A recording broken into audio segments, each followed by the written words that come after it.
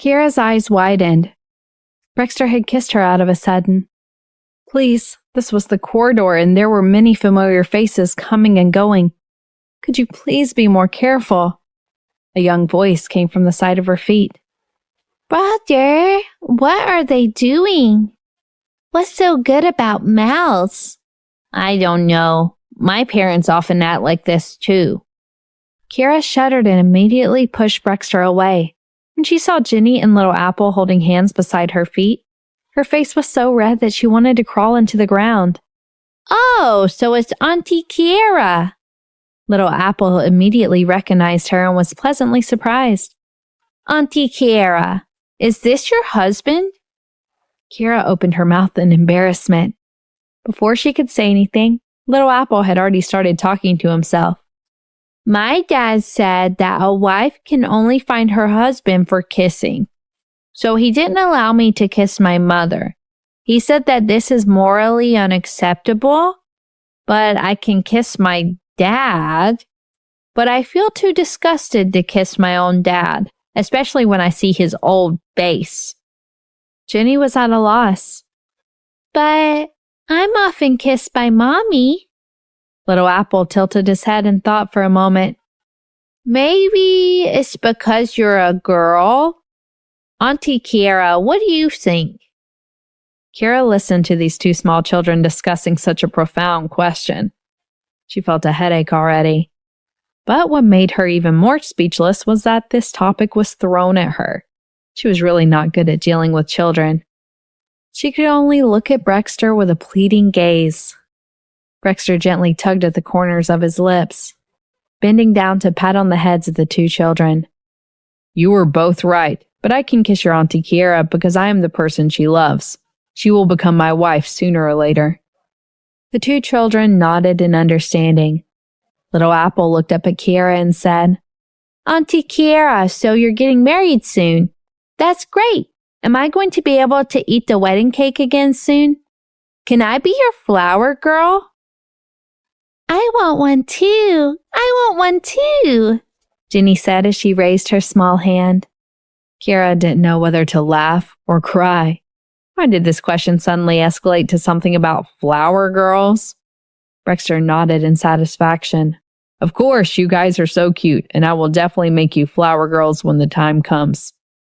That's great! The little kids were very happy. Brexter looked at Little Apple again suddenly. Oh, right. Didn't you say earlier that your father didn't allow you to kiss your mother? This kind of behavior is wrong. It's only proper to kiss your own mother, and it's also an expression of love.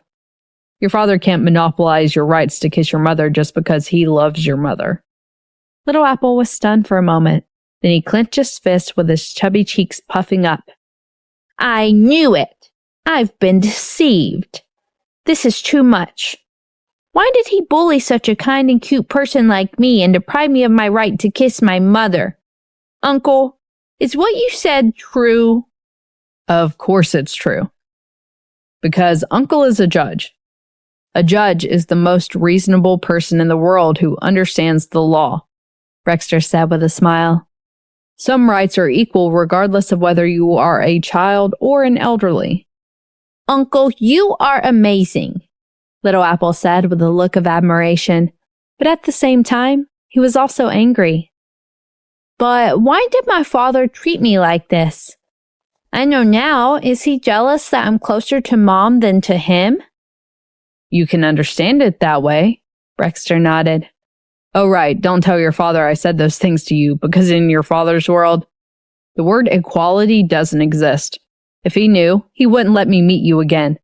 Without a judge's guidance, you wouldn't know what kind of things you were bullied by your father. Uncle, what you said is so right, and my father doesn't understand equality at all. He is overbearing and tyrannical. He is a devil.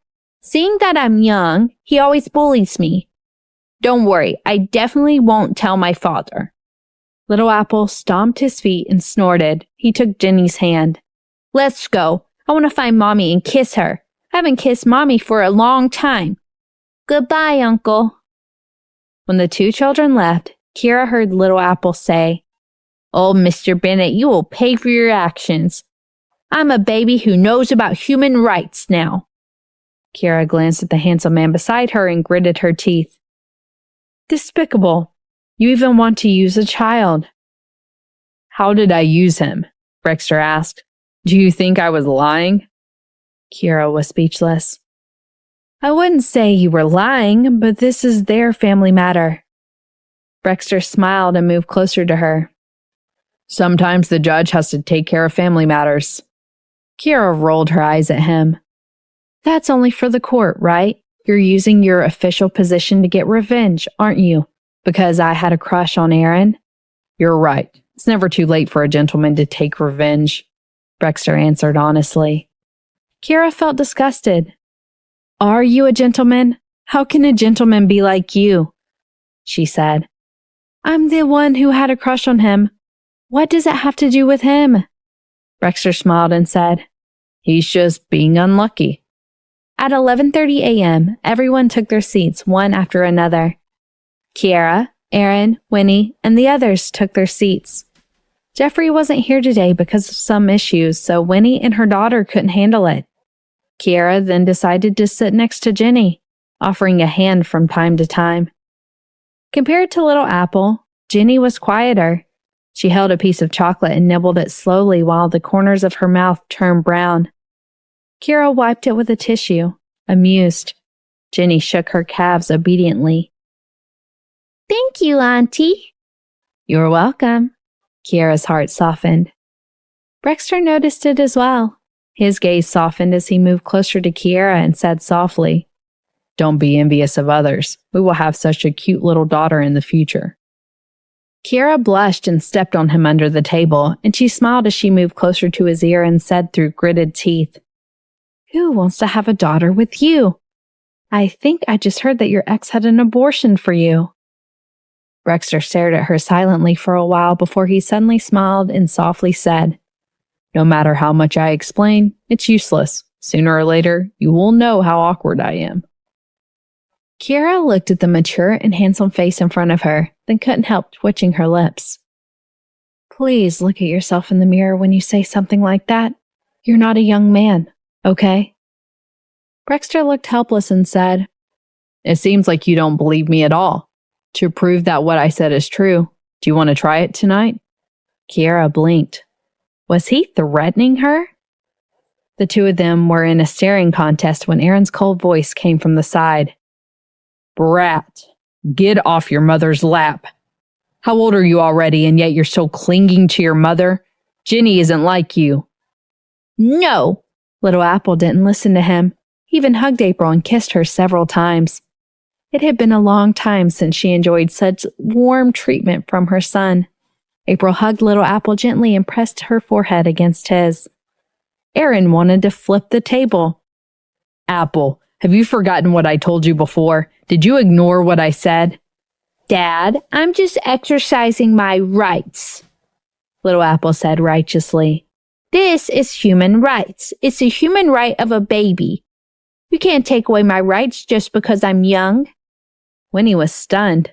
Little Apple, you're so amazing. You know how to talk about human rights at such a young age. Kids nowadays were smart. Of course. Little Apple raised his head and puffed out his chest. He glanced at Brexter secretly and said proudly, In front of human rights, all of us are equal. April touched his little face and said, Baby, you're amazing. So, Mommy, I want to sleep with you at night. I'm scared. Little Apple leaned on her chest and said helplessly, Why do I have to be separated from Mommy at such a young age? Is Daddy depriving me of my human rights? April was a little embarrassed. Aaron had often driven her son to sleep with a nanny when he was very young. She was actually quite guilty about this, so she agreed. Okay, sleep with Mommy. Aaron's face turned livid alike. Who talked about human rights with you? Do you know what human rights are? Apple hugged April tightly and said confidently, Human rights mean that I have the right to kiss my own mother. Aaron stared at his son silently for a while, then turned to Brexter and Kiara and said, When it comes to human rights, it has to involve the law. You two seem to know the most about human rights here. Did you just run into Little Apple?" "We didn't run into him," Kira said with an awkward smile. After all, Aaron was her boss. Aaron looked at Ginny and asked, "Ginny, you were with your cousin. Tell me about it. Did you run into these two?" Ginny lowered her head and started eating with her body stiffened. And she was at a loss. Her cheeks turned red and she stammered, No. "Ginny, be a good girl." Aaron narrowed his eyes. Ginny pouted, then turned and threw herself into Winnie's arms, and she whimpered, "We promised Uncle that we wouldn't say anything." Little Apple glared at her with disappointment. Aaron looked at Brexter and Kiera with a faint smile and said, "Kiera, the company has a case in the Northwest recently. You should accompany our general manager to know about the case. After all, there are some legal matters that need your advice." Kiera felt her fingers tingling. Richard had gone to the Northwest a few years ago, and she knew what he had become. A man could come back with a face disfigured, let alone a woman like her. April also remembered and frowned. "Is this the place where Richard only had instant noodles to eat?" "You have a good memory," Aaron said with a smile. "Instant noodles are such a delicious specialty food. I heard it has great nutritional value." Sarcasm dripped from his tongue. April was speechless. Even if it was delicious, she wouldn't be able to handle it. "I don't think that's a good idea. Why don't we ask the general manager to come back and let Kiera read the documents first?" "Kiera just got into a relationship with Chief Judge Williams. As the boss, can't you be more understanding?" "I fully understand. Sometimes distance makes the love more beautiful. Don't you agree, Kiera?" Aaron looked at Kiera. Kiera wanted to cry, but no tears came out. "You two men love and kill each other. Why is she the one suffering? What did she do wrong?" A big hand held her with warmth. Brexter calmly leaned back into his chair and said, "What you said makes sense. I remember you said the same thing when we were in junior high school. Back then..." Aaron's expression slightly changed and he subconsciously interrupted him.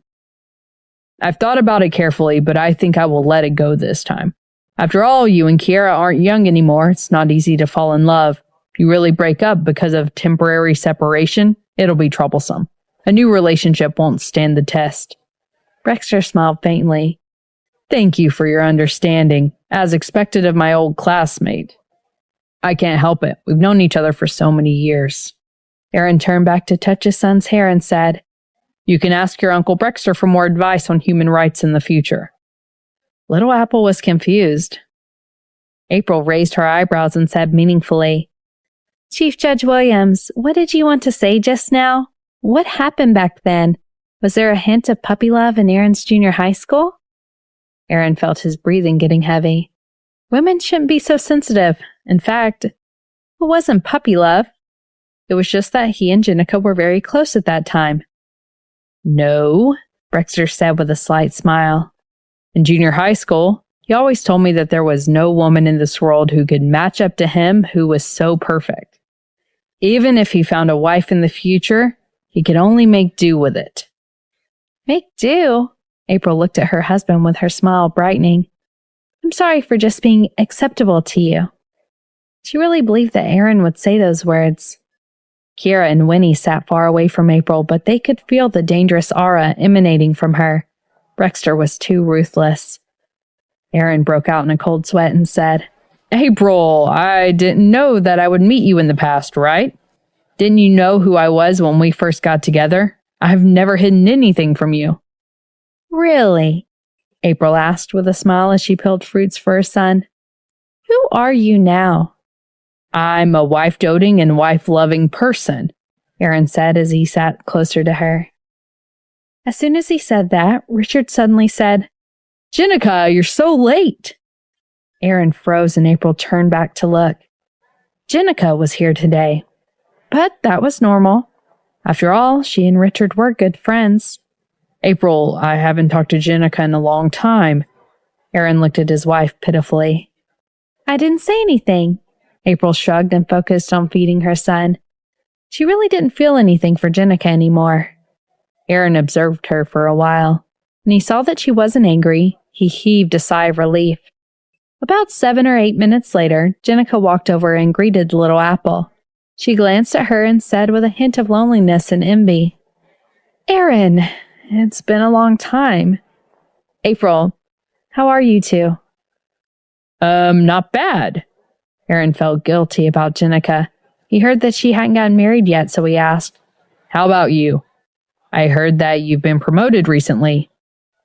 "Yeah." Jenica smiled with a complicated expression, then said, "Speaking of which, Richard looks quite handsome today. I'm really envious that you two are married." "Aren't Jeremy and Sylvia here?" Aaron changed the topic unnaturally, which made the atmosphere a little weird.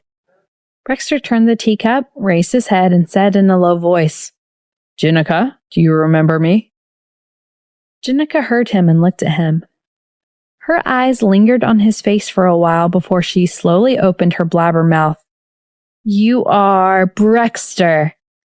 I almost didn't recognize you. You're much more mature than when you were in high school. Of course, you're also much better looking. I didn't expect you to come. Do you know Richard?" "No, my girlfriend does." Brexter put his arm around Kiera's shoulder. Jenica looked at the two of them for a while, then smiled and said, "You guys are a perfect match. Congratulations." "Thank you." After Jenica left, April suddenly said, "I didn't expect Chief Judge Williams to know Jenica. It seems that she spent a lot of time with Aaron in junior high school." Aaron pursed his lips and didn't say a word. Little Apple suddenly jumped out of April's arms and said, "The wedding is starting. I'm going to watch the ceremony." Everyone stood up and walked over to take photos. Kiera sat still while Brexter asked, "Aren't you going?" "The weddings are all the same. I've watched too many," Kiera said with a lack of interest, but she was telling the truth. However, when the singer's voice lingered around the wedding, she was still distracted for a while. "I'll take a sip. This fragrant temptation. You have the look I like." Kiera thought to herself, perhaps the voice was too sweet. "Kiera!" Brexter suddenly called out her name. She turned and Brexter's dark gaze was fixed on her. "You have everything that I like." Her heart trembled violently as his gaze fiercely attracted her attention as magnetics. It was very strange that this was clearly someone else's wedding, but at this moment, she did not envy the bride at all. In the past, she would actually be jealous, yet she would never tell others. After all, love was something that could only be quietly waited for. "Don't steal the song's lyrics, okay?" She leaned towards him and said softly. Brexter held her hand on the table as though he didn't hear what she said. "In the past, when I attended weddings, even if all weddings were as romantic as such, I didn't feel much. I was not moved or envious, but today, I'm actually a little jealous." Kiera smiled, wanting to say, "What a coincidence, but today, I'm not envious at all." It was probably because he was by her side. This means that you're old and you want to get married," Kiera said. "No." Brexter shook his head with his eyes reflecting her appearance. "Because I met the person who I want to get married with." The surroundings were noisy and filled with voices. However, Kiera suddenly felt very quiet with her eyes and heart filled with this person's shadow. She didn't say anything, just silently leaning her head on his shoulder. The wedding might be beautiful, but she preferred listening to every song during the wedding. Gail, who was sitting not too far away, was also staring at the two of them. It looked like Brexter had really found a girlfriend. Seeing Brexter's smug look on his face in love, he remembered how he had sacrificed so much for Tasha, but he didn't get anything in the end. How could he possibly let Brexter be happy? After the wedding, on the way home, Kiera had wanted to post a message to wish Richard and Jennifer well, but after editing it a few times, she deleted it in the end. In the past, she liked to post on social media, But now she realized she was no longer in the mood. "Let's go shopping." Brexter, who was driving, said, "Last time you said you wanted to pick out a sweater for me?" Kira nodded. It was rare for both of them to be free today. As for what Gail had said, she no longer thought about it because one had to move on. If she kept harping on the past of her boyfriend, she could never be happy. After lunch, Kira felt a little tired. After half an hour, she opened her eyes and saw that the car had arrived at the famous local shopping mall in Rosewood City. She blinked. "Are we going there?" Brexter pondered for a moment before replying. "This is the shopping mall I know the best. I usually come here to buy clothes more often." Kira smiled. "May I know how many times a year you mentioned?" 4 times, spring, summer, autumn, and winter. I haven't been here this autumn because I'm too busy." 4 times a year was a lot. Kira was speechless. Seeing that she was silent, Brexter said, "You don't like it here? Then let's change the location." "It's not that I don't like it," Kira exhaled. "Do you know that this mall closed down in June?" Brexter blinked. "Is that so? Why would such a good mall close down?" Kira smiled. "Because there are too few women's brands in this mall and very few gourmet shops. The most important thing for a mall is to attract women. Men like you who go there 4 times a year will only have the mall hang for bankruptcy." Brexter silently turned the car around. "I don't know much about shopping malls. Tell me where to go and I'll take you." Kira rolled her eyes. "Let me show you what kind of shopping malls you can go to with a woman." The mall Kira was talking about was a new one that had just opened in Rosewood City 2 years ago. It was next to the city center and had 6 floors. There were dessert shops, clothing shops, coffee shops, and gourmet restaurants. There were many people, and there were long lines at the entrance of many popular shops that were trendy on the internet. When Brexter walked past a coffee shop, his cold face was filled with shock. "Isn't it just coffee? How good can it be? Is there a need to line up for 40 to 50 people? How long will the line last?" "I don't know. Every time I pass by, there will be a sea of people. I'm not sure how good it is either." Kira shook her head and looked at him with a faint smile. "Why don't you buy me a cup to try?" Brexter gaped at her. It just so happened that a young couple was arguing in front of them. The girl stomped her feet. "You keep saying that you love me, but you're not even willing to line up for me to get a cup of coffee? I've seen through you. You don't love me at all." The boy looked like he was about to break down. "This kind of shop is just hype. Actually, the taste is no different from other coffee shops." The girl said, "I don't care. I don't care. I want to have one. If you really love me, you wouldn't be so reluctant to bear such a little bit of suffering." The boy shouted, "Stop fooling around. I'll buy you an ice cream, okay? That line is too long. You'll have to line up for at least an hour." The girl stomped. "I knew it. You still don't love me. Break up. Let's break up." Brexter's handsome face darkened. A cup of coffee was enough to make them want to break up. It wasn't easy for someone to fall in love. "Kiara, find a place to sit for a while. I'll go line up," Brexter said to Kiara. Kiara heard the couple's argument. She smiled and patted his chest. "You'll have to wait for at least an hour. Are you willing to do that?"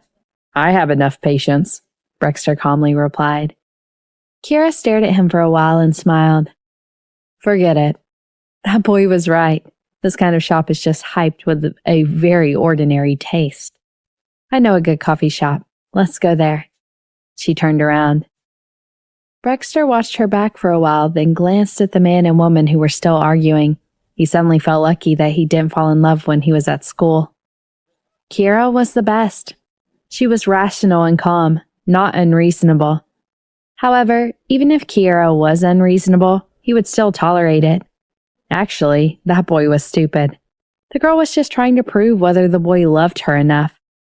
Sometimes men shouldn't be too calculative. It was just that he and Kiera met each other when they were at their most mature and steady state. Afterward, the two of them went to the coffee shop Kiera mentioned and bought 2 cups of coffee that smelled heavenly. Kiera, you like coffee? No, but since I'm just here at the mall, it would be a pity if I didn't drink anything, Kiera said with a smile. Also, there's ice cream in the coffee. It's quite sweet. Do you want to try it? Brexter looked at her faint red lipstick on the coffee cup and lowered his head to take a sip. It's very sweet. Right? Kiera smiled. I'm talking about the one you've tasted before. Brexter bent down and kissed her on the lips. Kiera blushed and quickly looked to the side. Brexter smiled. Why? Are you afraid of being laughed at? That's not it. Kiera shook her head with a smile. I just felt that there were too few handsome men and beautiful women like us along the way. I was afraid that we would attract too much attention. After all, it's either beautiful women paired with dumb guys or young men paired with old women nowadays. Brexter was stunned for a moment, then smiled and said, Kiera, you're indeed someone who worked under Aaron. Inferiority was never something associated with her. Kiera sighed with a bitter smile. Maybe whenever I wasn't confident, Aaron always said that we should believe in ourselves. Although we can't compare to him, we can at least work under him so it can be considered 60% perfect. Of course, we definitely can't compare to his 100% confidence, but his success has also brought me confidence. Brexter frowned. It turned out that Kiera's confidence came from Aaron. He wasn't happy that the woman he liked gained confidence from another man. Kiera, how about we buy a pair of rings? Brexter suddenly said. I just passed by a few jewelry stores. Kiera raised her head to look at him for a while, then nodded. Sure. Since they were dating, there was no need to always help others save money. What should be spent must be spent. What should be bought must be bought. This was Kiera's motto. The two of them browsed for a long time before finally choosing a pair of rings with diamonds embedded in gold. The main reason was that Brexter's hands looked better in gold, but Kiera didn't mind because everything looked good on her. After buying the rings, before Brexter left, he saw a new necklace that suited Kiera. Kiera also liked it, but she felt that it was a little expensive, so she rejected it. I think it suits you. You look good in a diamond necklace. Brexter swiped his card and bought it. Kiera was still embarrassed. You're an office worker, after all, so your monthly salary is limited. It's better to save money next time. You are already worried about my finances, huh? Brexter raised his eyebrows. Kiera rolled her eyes. I'm afraid you won't have the money to marry me. Let me tell you, it's not cheap to marry me. Didn't you just renovate your house? Brexter frowned and hesitated for a moment before telling the truth. I didn't do the renovation. I lied to you. I had no reason to renovate my house. I live alone, after all. Kiera laughed out of anger. Chief Judge Williams, you really went all out to get me to treat you to a meal. You don't even care about your face anymore. That's right. It's a pity that someone was too stupid and kept rejecting me. I'm not stupid. I just can't stand you. Kiera complained impolitely. Since you took a fancy to me, you should have said it boldly, but you still insisted on getting a woman to treat you to a meal. You have no shame. Brexter nodded. I'm sorry. Kiera had nothing to say in response to his confidence. The two of them walked around until 10:30 p.m. before heading back. Brexter bought 2 sets of clothes and a pair of pants, while Kiera bought 2 pairs of shoes and 3 sets of clothes. He was amazed by Kiera's shopping capability. When they reached the back, his legs were already weak, but Kiera still hadn't had her fill. They didn't go home until the mall's broadcast was about to close. On Monday, Kiera wore new clothes and a new ring to work. She was in a good mood, wearing everything bought by her boyfriend. As soon as she entered the office, she heard Sasha and her colleagues chatting. There's no chance of winning this kind of lawsuit. Chief Judge Williams will definitely convict the other party of manslaughter. But the family members of the deceased don't seem to be reasonable at all. But this case actually had attracted quite a lot of attention back then. What are you talking about during office hours? Kira appeared behind the crowd while tapping on her watch. The crowd turned around and Sasha's eyes lit up. She immediately started flattering. Lawyer Cal, you look so beautiful today. Could this ring be a gift from Chief Judge Williams? I'm so envious. Did you guys mention Brexter just now? Kira ignored her flattery.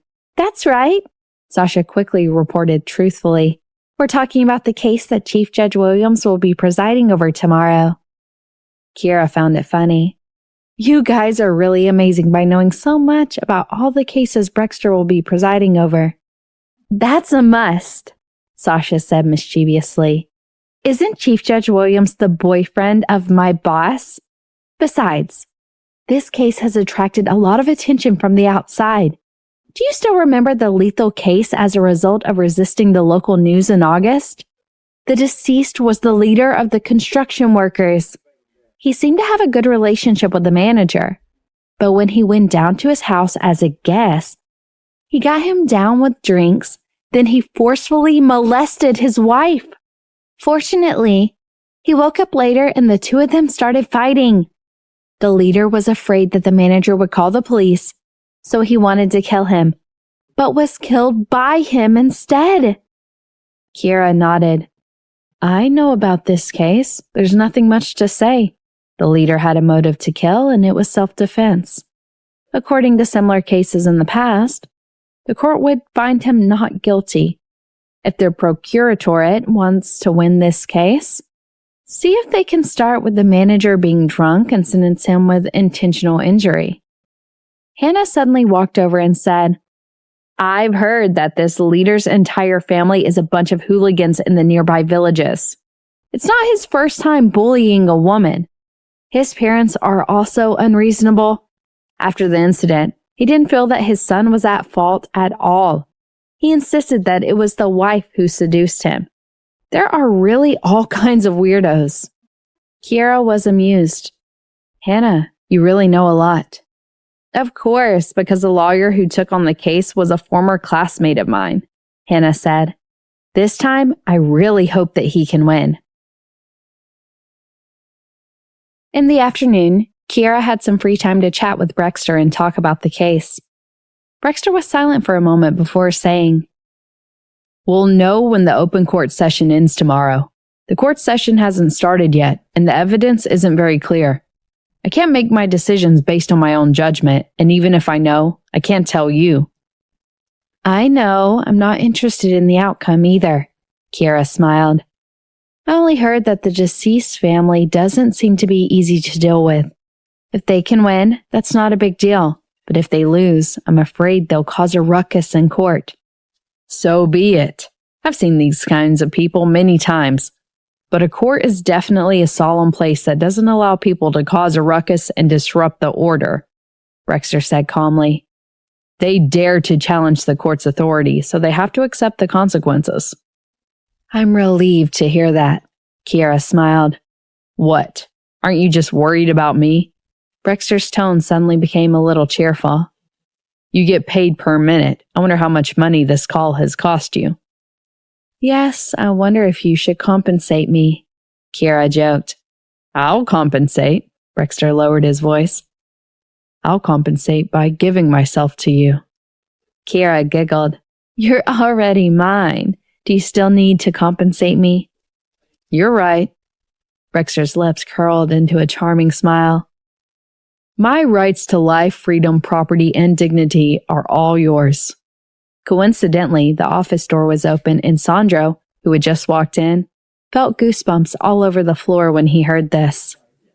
Fuck, was this his own boss? When a legal worker said romantic words, it was simply too innovative. Thinking about how he also worked in the court, the loving words he usually said were simply not decent enough. Very good. He had to learn this trick. At the law firm. Kira hung up the phone and looked at the ring on her finger, and her heart was filled with sweetness. In her opinion, laws were not romantic at all. Why did she feel that these human rights were so wonderful today? After discussing the case with her client that night, it was still early as it was only past 7. Thinking that Brexter had to work overtime tonight, she decided to drive to his court. On the way, she bought some night snacks and brought them over. When she reached the court, only a few lights were still on. She greeted the concierge and went straight to Brexter's office. The door was closed and she knocked on it.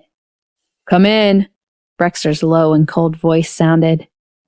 She opened the door and entered. Brexter did not turn back. He was still writing the verdict on his computer, wearing his glasses and tapping his keyboard loudly. He only replied to the person who came in. "Just help me put the printing paper on the table." Kira walked over and placed the night snack on his left.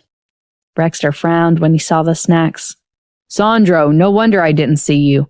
You went to buy the snacks again." He turned around and was stunned when he saw Kiera. Why are you here?" "To deliver the night snacks," Kira said with a smile.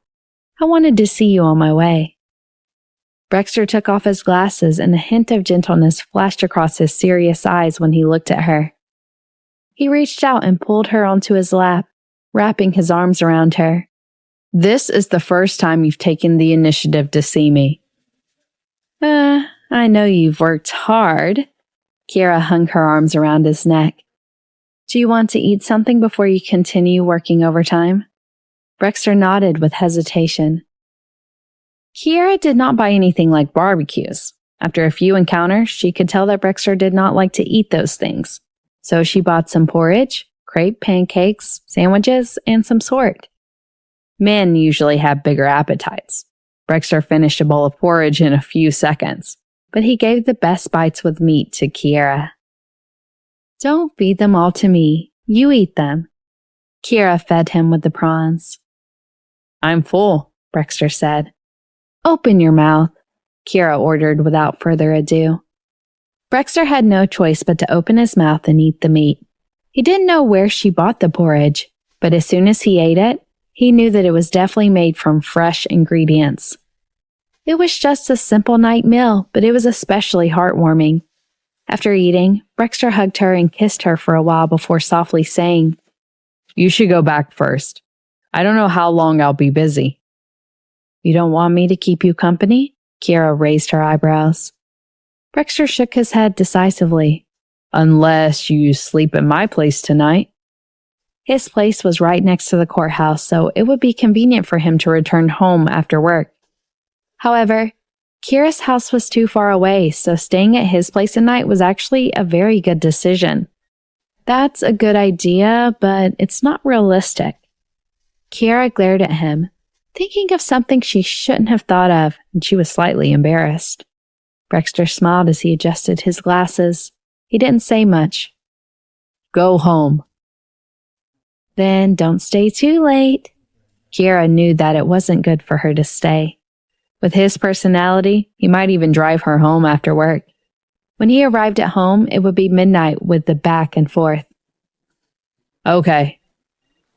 The next day, Brexter was presiding over the murder case.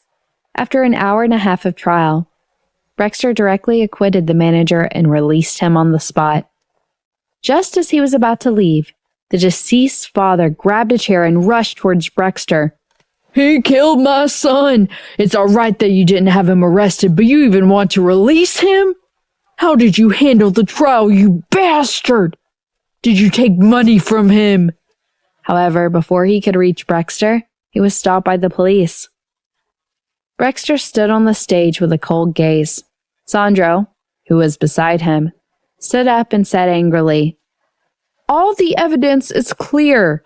Not only did your son want to violate his wife, but after he was discovered by him, he took a vicious move and had already affected her personal safety. So his defensive actions do not require criminal responsibility. If you are not satisfied, you can appeal. This court is not a place where you can create trouble." "Bullshit!" the father roared as he was caught by the police. "My son has been killed! This is the first time I've seen someone commit murder and he doesn't need to go to jail?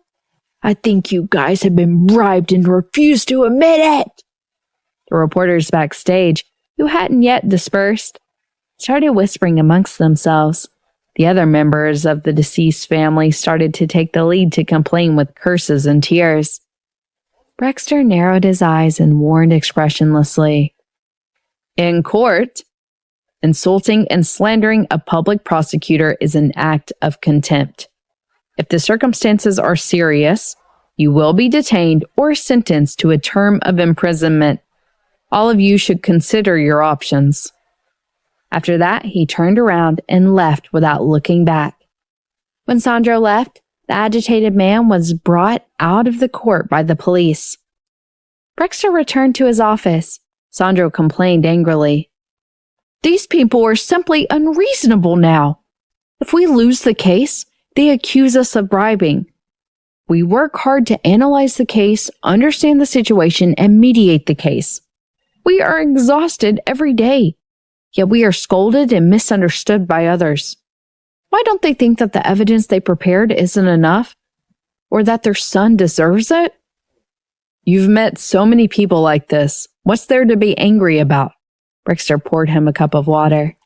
"You'll be where I am today in the future. You'll always have to learn to control yourself, be calm, and be strict. Even though you're often scolded, as long as you're doing the right thing, it's enough." Sandro was stunned and nodded deeply. The culprit's father was simply expelled from the main entrance. He tried to break in several times but was stopped by the security guards. Garrett had just finished a mediation case today. When he came out of the building, he saw this scene. He unbuttoned his suit, and his mood was indescribably depressed. Ever since Rochester's lawyer's letter arrived, he felt like a mountain was pressing down on him, and he felt like he was going to suffocate at any moment. "What's the commotion up ahead?" He frowned as he asked the assistant beside him. "It seems to be the case of the recent murder. Brexter is the main judge. Court starts today. The murderer was acquitted and released home. The family wasn't satisfied, so they started causing a ruckus at the entrance," the assistant said in a low voice. "They kept saying that Brexter was bribed." Garrett raised his brows abruptly, his gaze frozen for a moment before he suddenly smiled strangely and passed it to the assistant. "Give this business card to the family. Tell the person in charge to come and look for me. Tell him that I can help him. Bring that person to the corner in the front. I'll wait for you there." The assistant was stunned for a moment before he quickly understood. He gave a thumbs up and said, "Great move. Hurry up." Corner of Garrett's mouth twitched. About 15 minutes later, the assistant brought the deceased father over, and as he got into the car, he asked bluntly, "Who are you? I heard that you can help me. Don't tell me you think I'll ask you to appeal. I know that you lawyers are all money-sucking vampires. I don't have that much money to appeal. I just want the murderer to pay with his life. That judge is clearly on the murderer's side. Even if you want me to appeal for you, I'm afraid I won't be able to help you." Garrett handed him a cigarette. "You said it yourself. Brexter is biased towards the murderer of your son. Brexter just has to liaise with the new relevant parties during the second trial, and you won't be able to help your son. You don't understand how complicated this industry is." The man was shocked. He took the cigarette and started cursing. "Son of a bitch! I knew that judge is bullying the poor people like us. What do you think we should do then? If it really doesn't work out, my wife and I will carry my son's photo and go to the entrance of the courtyard to cause a ruckus." Garrett smiled. "You dare to cause a ruckus? I admire you. The last person who caused a ruckus hasn't come out of jail yet. Of course, you aren't afraid, but the longer it drags on, the more disadvantageous it will be for you. You don't want a second trial. So the only way is to cause a ruckus and attract the attention of the media. Who doesn't know that such a person is embezzling and accepting bribes? When the time comes, a higher authority will personally investigate him. When that time comes, your son's case will have a chance." "That makes sense." The father's eyes lit up. "Then how can I not get caught?" create a suicide scene. Garrett took a puff of his cigarette and said, "Don't worry, nothing will happen. Every time there's a suicide, nothing's happened yet. The fire department has already filled the air cushion below. Don't you see that the workers at the construction site are all like this at the end of the year?" "That's a good idea." The man couldn't stop praising him. "But why are you so helpful?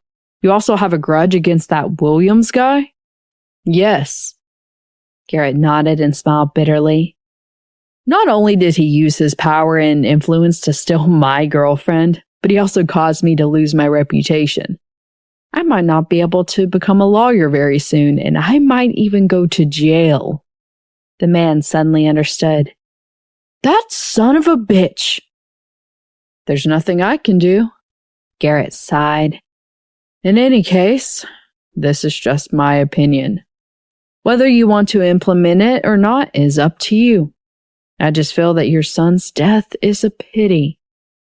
"That's right. The murderer must be punished." The man nodded his head vigorously. In the evening, just as Brexter was about to get off work after writing the verdict, there was suddenly a commotion outside the window. He didn't pay much attention to it. Just as he was texting Kiera, Sandra rushed in from outside. "Chief Judge, that guy! The father is committing suicide upstairs!" Brexter's eyes darkened. "Why is he upstairs? I thought he wasn't allowed to come in." "I don't know. Maybe he climbed over a wall somewhere." Sandra smiled bitterly. "He's shouting on the radio, causing a huge commotion.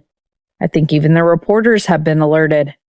As you know, in some public trials, there will always be reporters who don't have any news coming over. No matter what, you have to go up and take a look." "Have you notified the fire department?" "I think they're on their way," Sandro said. "No matter what, we still have to persuade him. Although he might be putting on an act to force you, it'll be troublesome if he really jumps off the building." When Brexter went up to the top floor with a dark expression, there were already many people there. The man stood at the edge of the building, not allowing anyone to get close. No one else dared to go over for fear of provoking him. The lawyer, who had been trying to persuade others, quickly came over and whispered, "Sir, he's standing in a blind spot. It's not appropriate to send someone over to pull him down. Besides, the place he's standing at is too dangerous. You have to stabilize him a little. Even a fireman's air cushion takes some time." "I know." Brexter nodded and walked over. The man shouted, "Don't come over! If you come any closer, I'll jump down!" Brexter stopped and spoke calmly. "You must stand firm then. Please promise me you won't get emotional. It's very easy to slip and fall there. It rained yesterday and there's moss growing on it. If you slip, the firemen may not be able to support your body weight in time and your bones may all just shatter into pieces. This position in particular will likely result in your brain hitting the ground and your brain matter oozing out of your head like soft pudding. You've had pudding before, right?" The man's face turned pale instantly. "Shut up!" He tightened his grip on the railing subconsciously as he spoke. Fuck, he didn't want to die, he thought. "I can't shut up. I'm really concerned about the situation you're currently in," Brexter said coldly, his tone matching the disdainful look on his handsome face. The man was speechless. As it turned out, his colleagues present in the court were too. This was a really good way of persuading someone not to commit suicide. "Would my son have died if it was not for that murderer?" The man took a deep breath to steady his mind and focus his thoughts. "If you don't sentence him, I'll jump down from here." Following this, he held the radio and began to sob. "My poor son was killed for nothing. I'm not even asking for the murderer to be sentenced to death. I'm merely hoping that the court sees that he needs to be locked up for 20 to 30 years, he said loudly. His booming voice and tall stature caught the attention of many passerbys outside the courthouse who were on their way home. They snapped numerous pictures. Sandro grew more anxious. Your Honor, if he continues crying like this, people may start to think that you were the one who took the bribe. What the heck is going on? He accused you previously of taking the bribe, and yet it seems like he has decided to change his strategy. While he's no longer shouting at or attacking you, every word that has left his mouth harms you in some way. The people of his family aren't even good people to begin with. They may have been too agitated in court before. They seem to have calmed down, but it just might be the case that someone is directing their actions now. And that's the reason why he has come upstairs to commit suicide. Brexter frowned. After a quick moment of silence, Brexter turned to the man and said, If you really care about your son, I wouldn't mind letting you rush back to quickly submit your documents and put in a request for a retrial. I don't want to have a retrial. The man shook his head. I want you to retract the verdict from this afternoon. You can either bring that murderer back or hold another court session. If you refuse to agree, I'm afraid I won't be able to stay here much longer. The secretary said angrily, Don't you think you're being too shameless? How could you even request for him to retract the verdict so easily? What kind of court do you think he presides over? You even asked for another court session. It's ridiculous. We can't make an exception for you. There's so many people watching our every move. We can't accept your offer, even if we were to do so verbally. If people were to catch wind of this, we will most definitely become a laughingstock. Hey, calm down, another judge said hurriedly. This doesn't mean that there aren't other ways of resolving this. If someone really dies, Brexter, you'd be implicated too. Brexter rubbed the space between his eyebrows. If death were really to happen on his watch, he might get demoted or be investigated. Okay, you guys hold him back.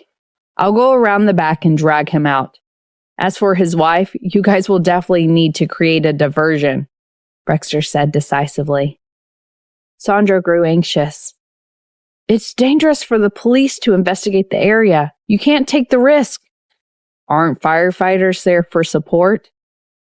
Brexter patted him on the shoulder and said to the man, The matter you're referring to isn't one that I can decide on. I'll ask the director for his opinion. Just wait a moment. All right, go quickly then. If your director doesn't agree, I'll jump, the man said. After Brexter left, he quickly walked around the side. The court building itself had 10 floors, and with the addition of the roof, the whole structure was 12 floors high. The space around the building was also incredibly limited, so he had to be very careful with every step he took. Aside from being careful for safety's sake, he also had to be careful to avoid the man's detection. Fortunately, the colleagues in the court were doing a good job by engaging the man and his family in conversation. However, right when he was about to approach him, someone shouted from afar, Hey, be careful! Someone's coming from the side! The man glanced quickly to the side and saw that the person he'd been warned about was Brexter. Trembling with anger, he asked, Didn't you say earlier that you were going to look for your director? You lied to me! Yes, I lied to you. Brexter's sharp gaze focused on his eyes as he said firmly, The conditions you raised are simply impossible to meet. The court cannot set such a precedent. You aren't the first one who has come to court to commit suicide, and you definitely won't be the last. The man hadn't expected him to be so unyielding. He was now at a loss as to what to do. Seeing this, Brexter took the opportunity to move a few steps closer. If you come any closer, I will jump down immediately, he warned him. He tried to calm himself down, but he remained as furious as ever. Are you trying to force me to my death? The son whom I raised so painstakingly died just like that. If you fail to offer me an explanation today, I will die here. All right, I will give you an explanation, Brexter said. You can continue to appeal. If the second trial doesn't work, then we'll proceed to the third. If the city courts don't work in your favor, then you'll go to the province. By the time you're well and done, and when all the judges have upheld the original verdict, it would then be time for you to reflect on why your son would assault another man's wife. You'll be forced to think about how you educated him. What do you mean? Are you trying to accuse me of not educating our son well? The man asked, knowing deep down that he wanted to grab a hold of Brexter and push them both over the balcony together. According to the evidence gathered by the opposing lawyer, this isn't the first time your son has forcefully assaulted a woman, is it? Brexter sneered. How can you blame those women when you haven't even, as parents, reflected on why your son would do such a thing? That's right. If those women didn't dress so provocatively and hadn't seduced my son wouldn't have taken a liking to them, the man yelled. Brexter took advantage of his emotional state and rushed up to grab his arm. Let go of me! He pushed him with all his might. Brexter grabbed the railing of the narrow balcony with one hand and dragged him over the wall with the other. Sandro and the security guards of the court immediately rushed up to grab him. The man struggled violently on the railing and roared loudly. Brexter's body was right on the edge of the narrow balcony, and he instinctively wanted to grab the security guard's hand. However, just as he was about to do so, he stepped on some moss. His body buckled and he fell over the edge like a kite with a broken string. Back at the law firm, Kira had called Brexter a few times, but no one had picked up. She grew frustrated. They had been deciding what to eat for dinner, and all of a sudden, he just decided not to reply to her messages? Regardless of how busy he was, couldn't he just drop her a simple text? It seemed now he was refusing to pick up her calls as well. Where were they going to meet then? Kiera, shouldn't you be getting off work? You probably don't have to work overtime today, right? Caleb asked her from the door. He had been getting ready to leave when he saw the lights in her office were still on. I'm waiting for a call, Kiera said gloomily. We were supposed to have dinner together, but it's like radio silence now. Are you talking about Chief Judge Williams? Caleb touched his chin thoughtfully. Could something have happened? Don't be such a jinx, Kiera rolled her eyes, but her heart skipped a beat. Brexter rarely missed her calls or went off the grid except for when he was in court or in meetings. I'll ask his assistant. She regretted not asking for Sandro's phone number directly the last time they met. Sandro didn't even reply to her. She felt increasingly uneasy and decided to finally go up to the courthouse to take a look. While she was on her way to the courthouse, she suddenly received a call from Sandro. Lawyer Kell, I'm sorry. Something happened to Sir just now. I was busy accompanying him to the hospital and missed your call, Sandro said hurriedly. Sir? Kira's mind blanked for a moment. A horn sounded loudly from behind her and she was jolted back. She quickly drove the car to the side of the road. Are you talking about Brexter? What happened to him? She asked. Sandro answered, slightly annoyed. After the trial this afternoon, the plaintiff decided he wasn't satisfied with the holding and went upstairs to attempt to commit suicide. Sir tried to save him, but he was pushed down by him instead. Thankfully, the firemen had already placed air cushions around the area, which reduced the impact of the fall. However, he was still injured and had to be admitted to the hospital. Kira sucked in a breath of cold air. She thought about how tall the building of the court was. Even if there had been an air cushion surrounding the block, it would have been difficult for him to fall and remain unscathed. Are his injuries serious? Is he beside you now? Is it convenient for you to pass the phone to him to talk? Can he still talk? She asked. The doctor in the ambulance is checking him right now. It's not very convenient for him to speak to you, but rest assured, his life is definitely not in danger. He hasn't lost a leg or an arm. Sandro then quickly told her the address of the hospital. Lawyer Kell, are you coming over? Of course, I'm definitely coming now. Her boyfriend had fallen from a building, and so she was definitely in a hurry to get to the hospital. Nevertheless, she was still slightly relieved when she heard that his life was not in danger. After hanging up the phone, Kira immediately followed the navigation route to the hospital. It was rush hour and the traffic was very heavy. She decided to stop at the parking lot on the side of the road and take the subway instead. After switching trains twice, she finally arrived at the hospital at 7:30 a.m. When Kira first caught a glimpse of Brexter, he was being pushed out of the CT room. He was lying on the hospital bed with a neck brace fixed on his neck. His hair was a little messy and his eyes were closed. His handsome face was slightly pale and entirely smooth. He was just lying there, his entire body deep in a peaceful sleep, as if he was shielded from the commotion around him. This sight made Kira's heart ache. She had failed to truly understand him in the past because she never really interacted with him, causing many misunderstandings. She only began to slowly understand what he was like after talking to him. He had always been independent, upright, and impartial. He was not affected by what the world thought when he tried cases. However, there are still ignorant people who need help understanding the difficulties judges like him face. They would only praise him for his integrity if they win the case. But if they lose, the first thing they would do is curse and insult him behind his back. Nevertheless, his heart and resolve never wavered. If not for his luck today, he might already be dead. With these thoughts running through her mind, Kira took a deep breath and walked over. When Sandro saw her, he said hurriedly, "Lawyer Kell, you're here." Kira nodded at him, her gaze focusing on Brexter.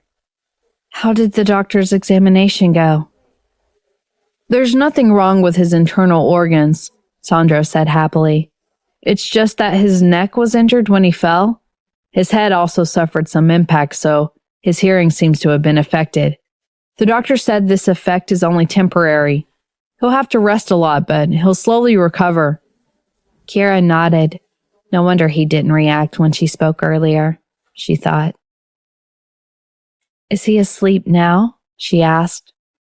"I don't think so. It's just that his head might be experiencing some discomfort and his eyes are probably still not adjusted to the light. So he kept them closed. I'll let him know that you're here now." Sandro bent down to talk to him. Kira stopped him. "Since he isn't feeling well, let him rest for a while. Does he have any other examinations that need to be completed?"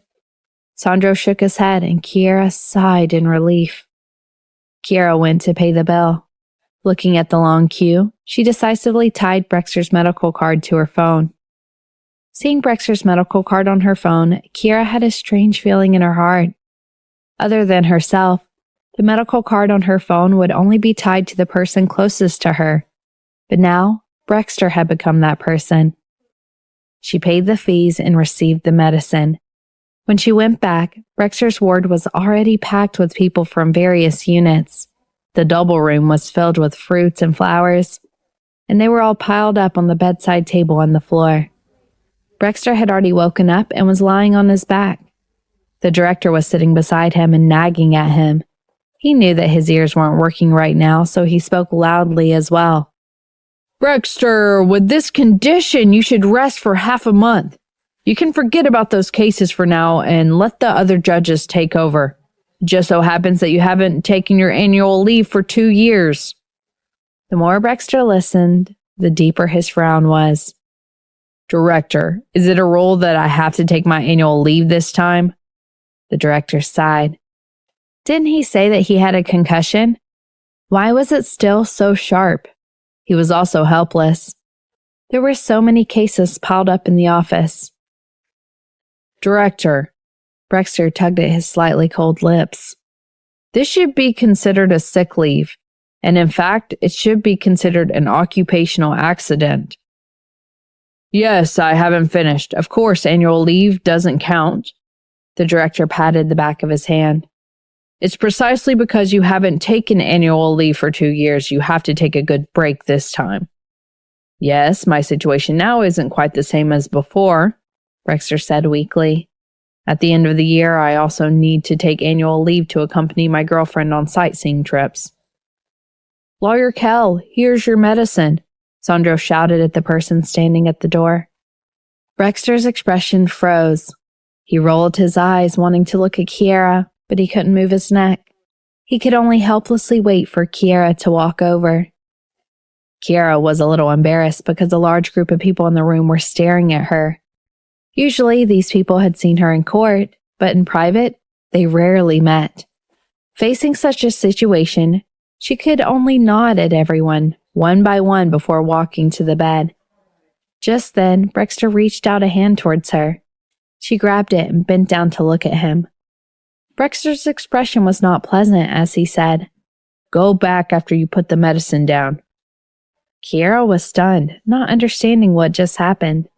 A colleague quickly said, "Brexter, how could you do this? Lawyer Kell rushed over when she heard that you were in trouble. You need someone to take care of you now." "That's right," someone else chimed in. "Lawyer Kell even went to get the medicine for you. It's fine if you don't give us a smile, but you have to be more polite to your girlfriend. Otherwise, you'll be single again." Brexter's face became stiffer and stiffer. After a long while, his lips squirmed as he said, "I can't move my neck now. It's quite ugly." Everyone came to a realization. This was for the first time that Brexter was caring so much about his image. Kiera understood and was a little speechless. At this point in time, was she the kind of person who would care about how he looked? Moreover, even such a fall couldn't hide his charm. Look at how ravishing he was. "Don't think too much." Kiera lowered her head and comforted him. "You look quite cute, like an African giraffe, really." Brexter's originally pale face stiffened when he heard that. Was she consoling him or mocking him? The colleagues in the ward almost laughed out loud when they heard that, but they held it in. Everyone was very happy to see Brexter suffer. After all, they had always disliked his cold and aloof persona. "Why aren't you guys leaving?" Brexter's cold gaze swept across his colleagues. "There are a lot of people here disturbing me. The patient's recuperation. Didn't you hear what the doctor said? I need rest. Also, if other colleagues want to come visit me, tell them there's no need." This was an outright dismissal. Kiera was embarrassed by his unreasonable and cold approach. "Don't misunderstand. He has just been injured and might not be in a good mood, and it's late. If you don't go back, your family will be worried." "We understand," a colleague answered with a smile. "We know what kind of person he is. We've worked with him for many years. Then we'll take our leave. Lawyer Kell, we'll leave Judge Williams to you for the next few days." The director also said cheerfully, "You will also need to spend some effort on the meals. Let him recover and return to work as soon as possible. We need him." Kiera blinked. Why did she have to take care of him all of a sudden? She even had to take care of his meals, making it seem like she was already his wife. "Lawyer Kell, I'll be leaving too." Sandro sighed as he handed her a pile of test results, laminating. "It's great that our boss has a girlfriend. I can also save a lot of trouble. Oh, right. If you need anything, you can call me. I can deliver it, even in the middle of the night. If there's nothing else, I might not be able to come until noon tomorrow. After what happened today, there's still a lot of follow-up work to be done." Kiera nodded. When she sent them out, she asked, "How is the deceased father now? Is he under control?" "How?" Sandro said in a bad mood. "When that guy saw Chief Judge Williams fall down the stairs, he was scared out of his wits. I don't know if he did it on purpose or accidentally, but he twisted his leg. Unfortunately, he had also been sent to the hospital. He should be in the emergency room. The police are watching him." "In the emergency room, right?" Kiera suddenly repeated. Sandro felt a chill run down his spine. "You're not going to cause trouble for him, are you?" "Why can't I cause trouble for him?" Kiera smiled. "Brexter isn't married to me. I'm his girlfriend now. What's wrong with me going to look for him in the name of Brexter's girlfriend?" Sandro panicked. "Lawyer Kell, don't go alone. That man has 2 brothers. They're all here." Initially, when Chief Judge Williams approached him, he was almost successful. If it wasn't for that man's second brother's reminder, he wouldn't have noticed and wouldn't have fallen off the building later. Kiera sneered. Then we can say that they were deliberately causing trouble. Making trouble is making trouble, but they were committing suicide. At that time, they also didn't insult the judge. It's not that our people haven't interrogated his second brother on the spot, but he said that he saw someone approaching his younger brother and was afraid that something would happen to him. So they reminded him. Sandro sighed. Even if we sue them, they won't be punished. At most, they will be detained for a few days. This group of people's quite organized, Kiera muttered. I've dealt with this kind of people before. They haven't had much education and are the type of village tyrants. They are impulsive and irrational. Is this advice from the lawyer they hired? Sandro was stunned and scratched his head. That's possible. Sir also said that he had someone to guide him. After the trial, he impulsively wanted to hit us and said that the chief judge was corrupt. But after he came back, he directly threatened us with suicide. Oh, right, his lawyer is Xander Revan. Kiera nodded. I have his phone number. I will ask him personally. By the way, I think you can check the CCTV at the entrance. After leaving the court, where did they go? Who did they contact? Were they with Xander the whole time, or were they causing trouble at the entrance? Sandro's eyes lit up and gave her a thumbs up. That's right! Why didn't I think that he tried to commit suicide not long after the trial? They definitely didn't go far. Maybe they could see something from the entrance? Kiera, you're really smart. Kiera shook her head and frowned. It would be fine if the father came up with this on their own, but it was someone else's suggestion. Then it means that this person is really sinister. We need to be on guard. After Sandro and the others left, the ward finally quietened down. Kiera returned to Brexter's bedside. His face was expressionless and sharp. What were you guys talking about? Why did you guys talk for so long? Kiera was stunned for a few seconds before she suddenly bent down and said with a smile, Let's talk about legal knowledge. I realize that you have a bright future as a little assistant. Your reaction is quick and you're not bad looking. Brexter's jet black pupils contracted slightly. His face was as dark as a chisel.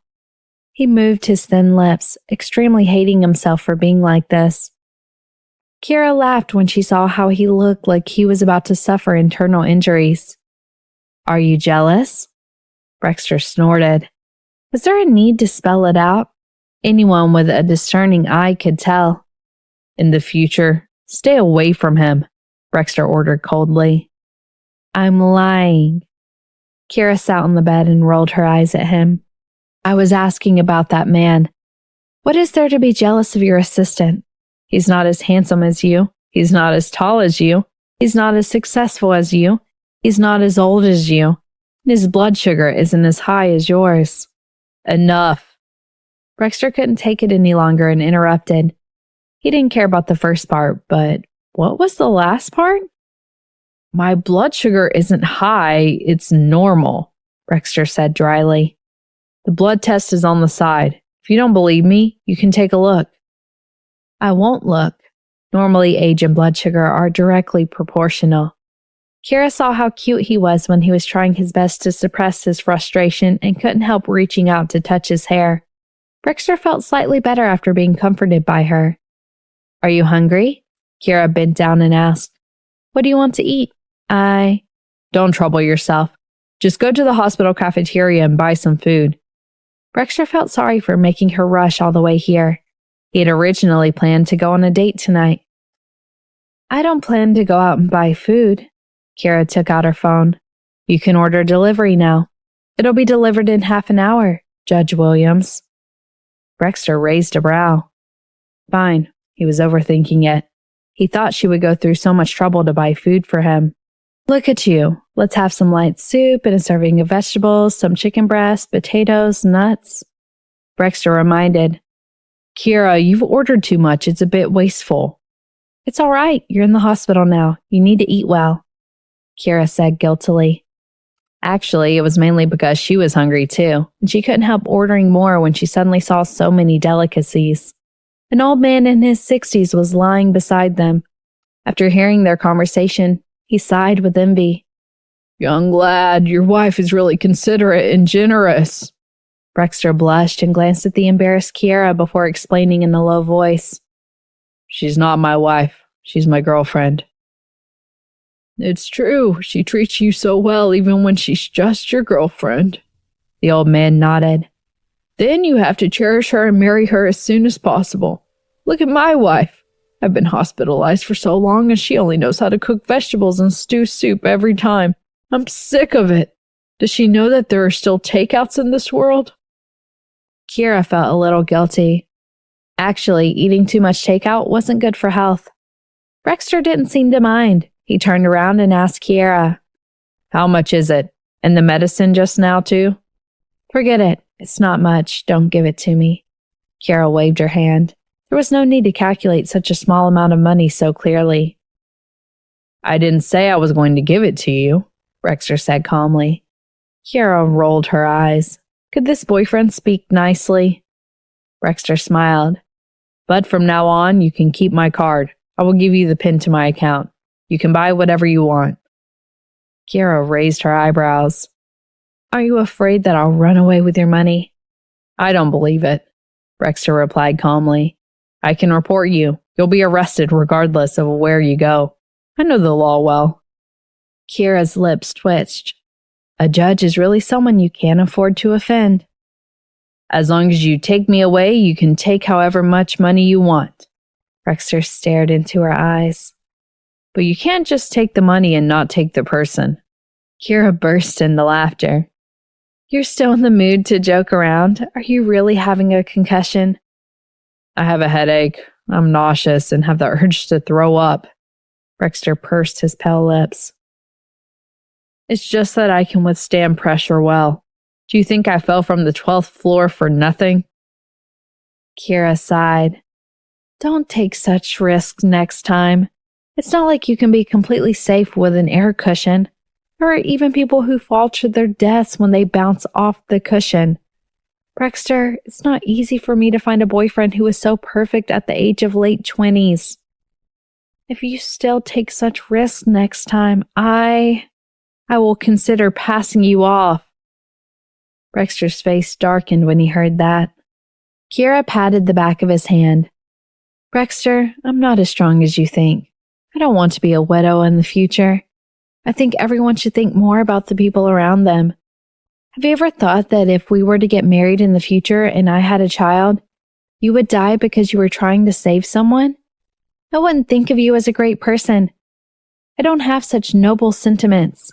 You will leave behind a good name, but you never spare a thought for the people you leave behind. That's why I don't want you to take any risks.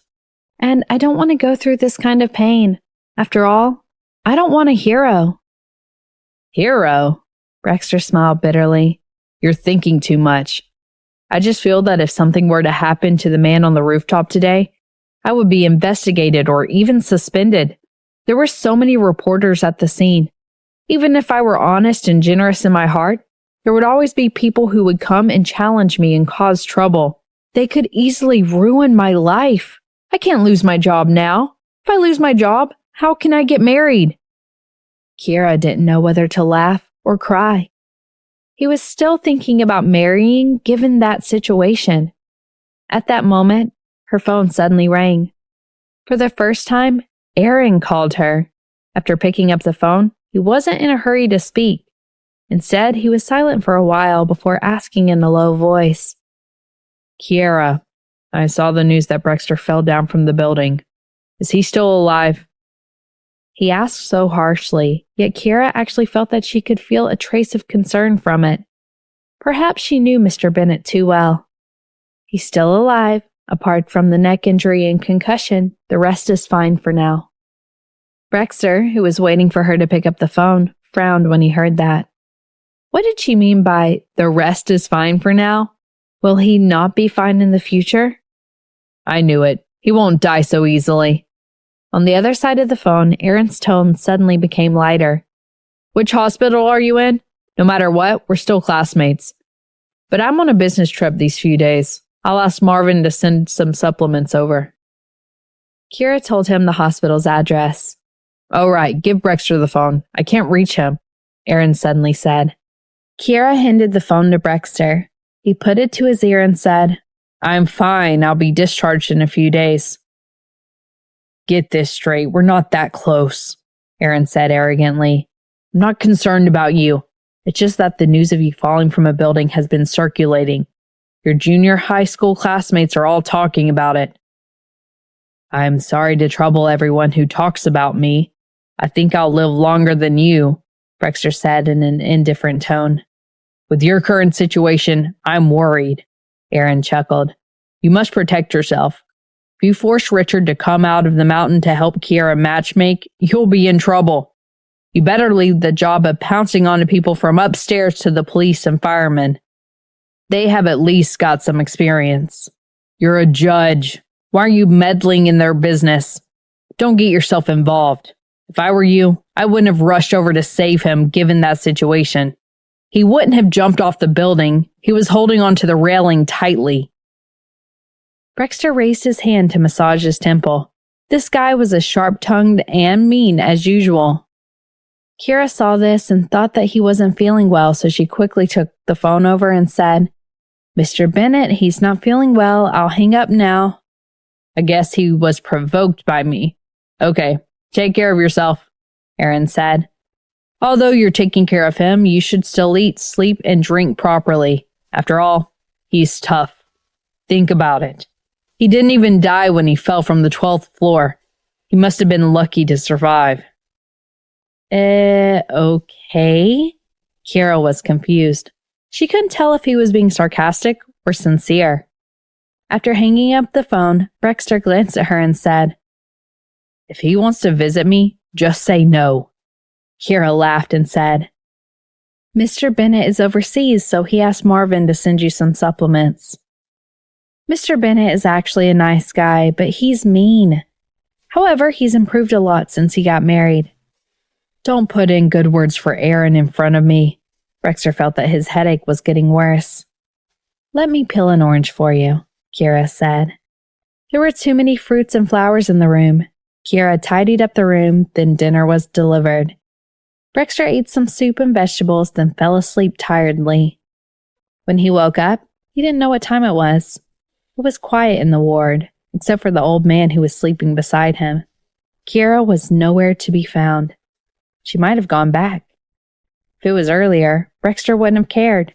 After all, when he wasn't feeling well, he was already used to having no one around him. He didn't even have a hot meal to eat. But today, for some reason, his heart suddenly felt empty. But he could understand. Who would want to stay in a place like the hospital? Even if Kiera stayed, she would only be able to spend the night in a chair or share a small hospital bed with him. His hospital bed was too squeezy. It would be good for Kiera to go back. Brexter looked out of the window. A crescent moon hung in the starry night sky. He seemed to finally understand the true meaning of marriage. It was to rightfully be able to keep someone by his side so that he could see her whenever he wanted. At this moment, the sounds of footsteps suddenly came from the door. Brexter quickly turned around. It wasn't Kiera, but a nimble old lady. The moment she entered, she immediately slapped the old man beside her awake. When the old man woke up, he asked in a daze, "Didn't I tell you not to come?" "If I didn't come, you wouldn't even know how to wipe your face or wash your feet. Do I not know you?" the old lady said as she went to the bathroom to get some water, passing by Brexter.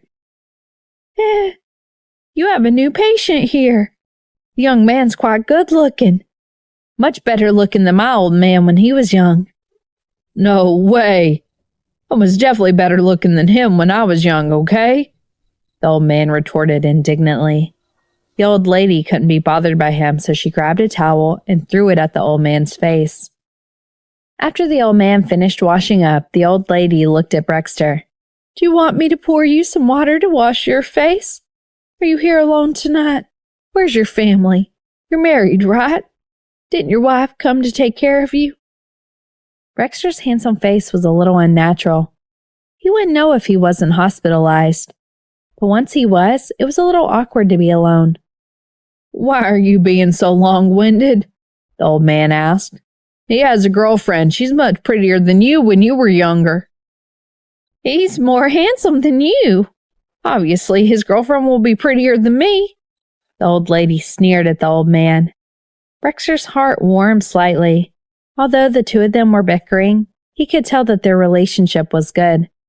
Suddenly, he felt a little envious. Perhaps this was the kind of relationship he wanted. Even when they were old, they could still be affectionate and take care of each other. Would Kiera and him be like this when they are old? Would they ever have such a day?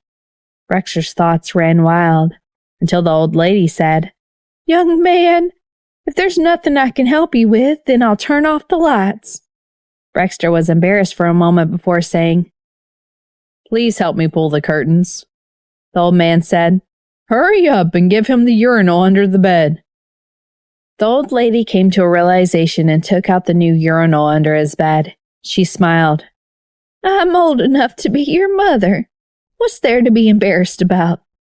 After she said that, she pulled the curtain and turned off the lights, but the dim light from the corridor shone in. Brexter had just stuffed the urinal under the blanket for a while when he heard footsteps coming from the door. He thought it was the doctor who was doing rounds, but the footsteps came straight towards him. He was a little flustered. He raised his head and saw Kiera walking towards his bed. She looked at him suspiciously. "How long have you been awake?" Brexter. Didn't you go back?" "When did I go back?" Kiera was confused. "I went to get your chest x-ray result. Sandro told me to get it at this time. Why are you curled up like that and not lying down properly? The doctor said you can't move around today." The old lady who was sharing the bed with the old man smiled. "The young man's using the urinal." Kira's mouth was wide open in shock. This was the first time Brexter wished he could crawl under the bed. This was the most awkward moment in his life. Luckily, the lights were turned off and she could not see his embarrassed expression. Kiera was also extremely embarrassed. How could she have forgotten about this, especially since they weren't the only ones in the ward? She tried her best to remain calm and composed. "Oh, no wonder. Do you want me to pour your urine for you?" Brexter braced himself and replied awkwardly, "No need. I'll do it myself tomorrow morning." "I don't think that's a good idea. Putting it under the bed will smell, right?" Kiera's imagination ran wild. Brexter clenched his fist. He felt his temple throbbing in pain again. He must have been angered by her. Didn't she know that he would be embarrassed? Moreover, he didn't want her to do such a thing. He was afraid that it would affect his image in her heart. The old lady beside him laughed and said, "Forget it. What's there to be embarrassed about? It's your girlfriend, not someone else. Sooner or later, she will become your wife. No matter how embarrassing it is, she will see it. There's no exception for her as well, especially when she's in labor. She has to rely on her husband to take care of her. A husband and a wife are supposed to rely on each other at times like this." "Can you stop talking about their matters and go back to sleep?" The old man yawned loudly. "You're such a busybody." "I'm telling the truth." With the two of them interrupting each other, the atmosphere eased a little. Kiera bent down and reached out for him. "Give it to me." Brexter hesitantly handed her the urinal and lay down, looking as though he had nothing left to live for. Kiera wanted to laugh when she saw him like this when she returned. Actually, the old lady's words made sense. There would be times when she would get sick, and times when it would be inconvenient for her. Only when they had truly experienced it would they be able to share hardships together, unlike some people who would run away after suffering. "Kiera, go home and sleep," Brexter suddenly said in a low voice. "There's no place to sleep here." It was enough to know that she didn't go back earlier, but now he didn't want her to stay and suffer all night. "I can't." Kira shook her head. The doctor said that we have to be alert on the first night, no matter what, just in case of an emergency, and you need someone to sign documents for you. I'll just sit here. Brexter glanced at the chair that didn't even have a backrest and frowned. You can sleep on the bed. We'll squeeze a little. I'll move over to the side. Kira was embarrassed, her cheeks blushing slightly. Your bed isn't that spacious. Forget it. I'll just sit here.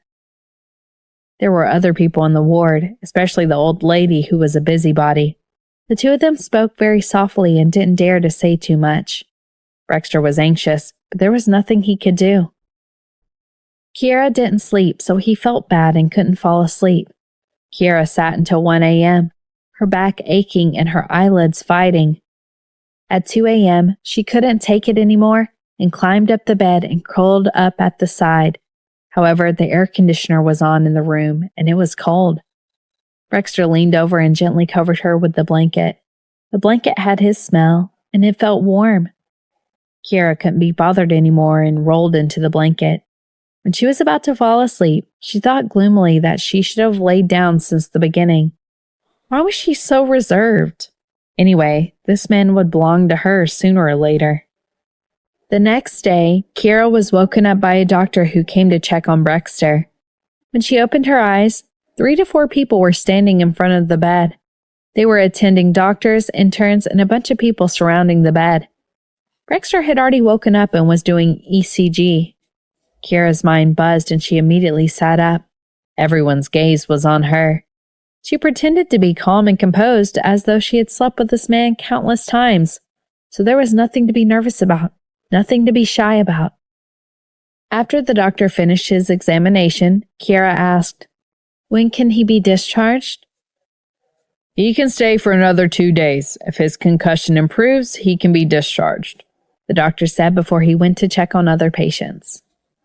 At that moment, only Brexter and her were left on the hospital bed, staring at each other. Brexter still had a neck brace around his neck. His short hair was messy and he had not washed his face. Kira smiled as she looked at him. Brexter smiled as well. "How did you sleep last night?" "It was all right," Kira mumbled as she turned her face away. "It's just...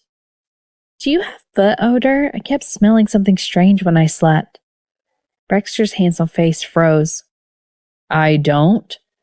After saying that, he felt that the problem was rather serious, but he was afraid that she would not believe him. He added, "Since young, I never had any foot odor." "Is that so?" Kira blinked. Brexter and Kira looked at each other for a while, and in the end, he wasn't sure anymore. Could it be that you didn't wash your feet last night?" After hearing that, the tips of his ears flushed into a cute red. Kira looked at him and burst into laughter. "I'm kidding. I'll get you some water to wash your face." "I want to wash my feet too," Brexter added. "I was kidding just now." Kira turned to laughter. "I know, but I still want to wash my feet," Brexter repeated stubbornly. Kira didn't expect him to care so much, but she still poured him some water to wash his feet. As she watched him continuously scrubbing his feet in the bucket, she was really worried that his skin would be damaged. After taking care of Brexter, Kira finally had time to tidy herself up. While she was brushing her teeth in the bathroom, she suddenly heard the old lady shout, "Hey, who are you people?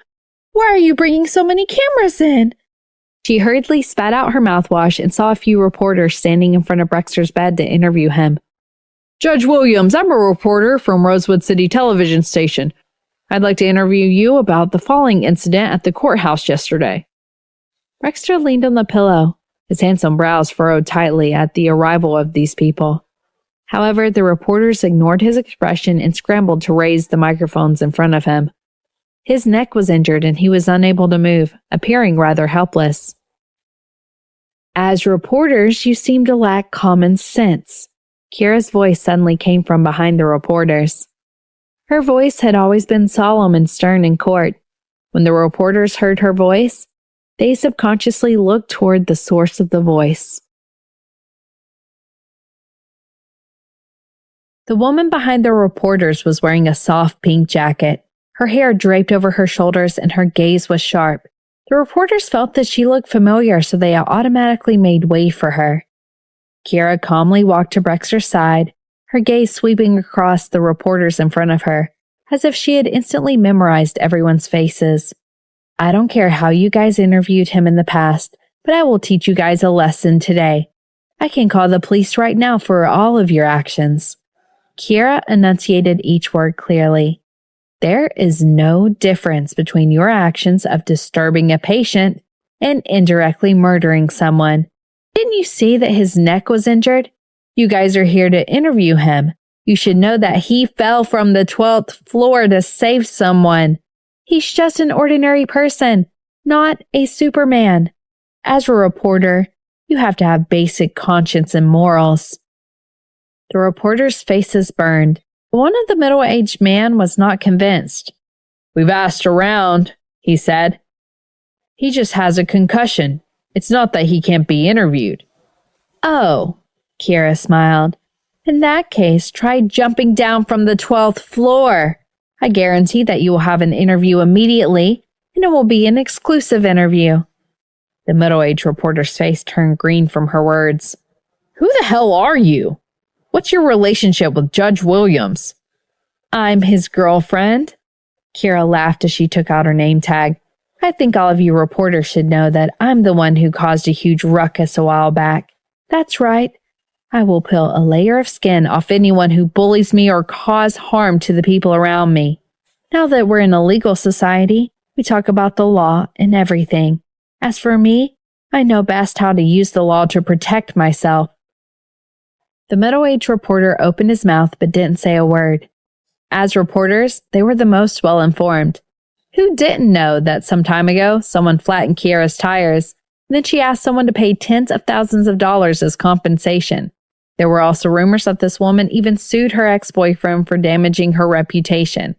The reason why everyone knew about this was that she had specially invited the legendary famous lawyer Rochester for such a small lawsuit. Rochester was a top-notch figure, and everyone was guessing that Kiera's ex-boyfriend would have to leave this industry with his entire fortune. Now, they didn't expect Kiera to date Brexter. Wouldn't it be a disaster for a judge to date a lawyer? The reporters immediately became obedient, afraid of being targeted by Kiera and getting into a lawsuit. Brexter took a deep look at the woman standing in front of him. He knew that the woman he had his eyes on was very powerful and could even protect him, although other men felt that it was shameful to be protected by a woman. He felt a sense of pride. There were some women who were strong on the outside but weak on the inside, but his woman was strong both on the outside and on the inside. She was not fake. After more than 10 seconds of silence, a female reporter squeezed out a smile and said, Lawyer Cal, we actually came with no ill intentions. We know of Judge Williams' heroic rescue yesterday, and that was something we admire from the bottom of our hearts. That's why we wanted to interview him, and at the same time, we also wanted to understand what happened. Kiera sighed. You guys don't have to disturb him. His brain's slow. He even has symptoms like retrograde amnesia. How can he accept an interview like this? However, I can't answer your questions on his behalf. Brexter's lips twitched. He remembered that he wasn't that badly injured. But the reporters believed him and turned their microphones towards Kiera. Let's go outside for the interview. There are other patients inside. Don't disturb them. Kiera led the way. The reporters followed. The old lady gave Brexter a thumbs up. Your girlfriend is amazing. Brexter's lips curled into a smile. That's what I like about her. 10 minutes later, Kiera entered in a good mood. Brexter looked at her. What did you say to the reporters? He wasn't worried. After all, Kiera was someone who knew her boundaries. I only told them the whole story, adding fuel to the fire. Kiera smiled. In the end, I told them not to disturb the man you saved and his family in room 102 on the first floor of the emergency room. They did it all for their son. It's understandable. I hope that after this incident, their family will cherish their lives and stop causing trouble in court. This will create a bad atmosphere in the industry. You're a good judge. Every day you spend your time working overtime and end up becoming an old man. It's not easy for you to devote yourself to your career. Brexter was quite satisfied with what he heard. Although he knew that this woman was evil, he didn't expect her to be so evil. However, when he heard the last part, he felt that something wasn't right. He frowned. The last part was a little unnecessary. Didn't you waste your time to this day because of your work? Kira asked with a smile. Could it be that you were hurt by your ex-girlfriend, hurt by love, and didn't have the heart to fall in love, so you wasted your time until now? Even though the heater was turned on in the room, Brexter somehow felt a little cold. Indeed, I've been wasting my time at work. He had no choice but to praise her. What you said made sense. Right. Sit down obediently. I'll go buy you breakfast. Kira patted his furry head and turned to leave with a smile on her face. After she left, Brexter's hand touched the spot she had touched earlier. He didn't expect a man like himself to have times when he was afraid of a woman. But what was even weirder was that he didn't resist at all. He seemed to be enjoying himself. It was good to be controlled like this. He didn't realize that there was an invisible leash around his neck. On the way to buy breakfast, Kira called Caleb. I need to rest for a few days. I'll have to trouble you and Hannah with my work for now. That's no problem. Since there's no court session, you can take care of Chief Judge Williams. Caleb sighed. After reading the news yesterday, I was scared to death. It wasn't easy for you to find a boyfriend, and I thought you'd have to change one again. Shut up, Kira snorted.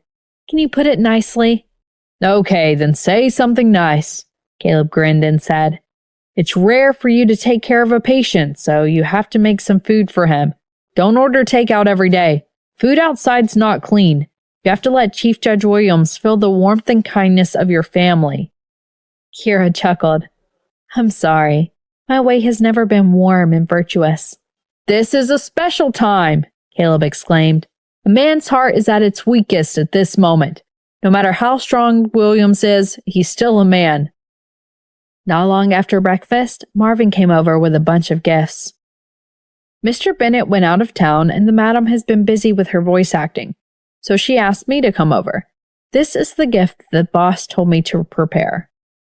Kira glanced at them. They were all tonics, but they were from Aaron Bennett, so they must be very expensive. Marvin braced himself and introduced them. Lawyer Kell, these medicines are all rich in herbs. Put a pack in when you boil soup. They are very beneficial for the brain, liver, kidney, and blood circulation. Brexter mumbled coldly. Thank you, my liver, kidney, and blood circulation are all fine. Marvin smiled.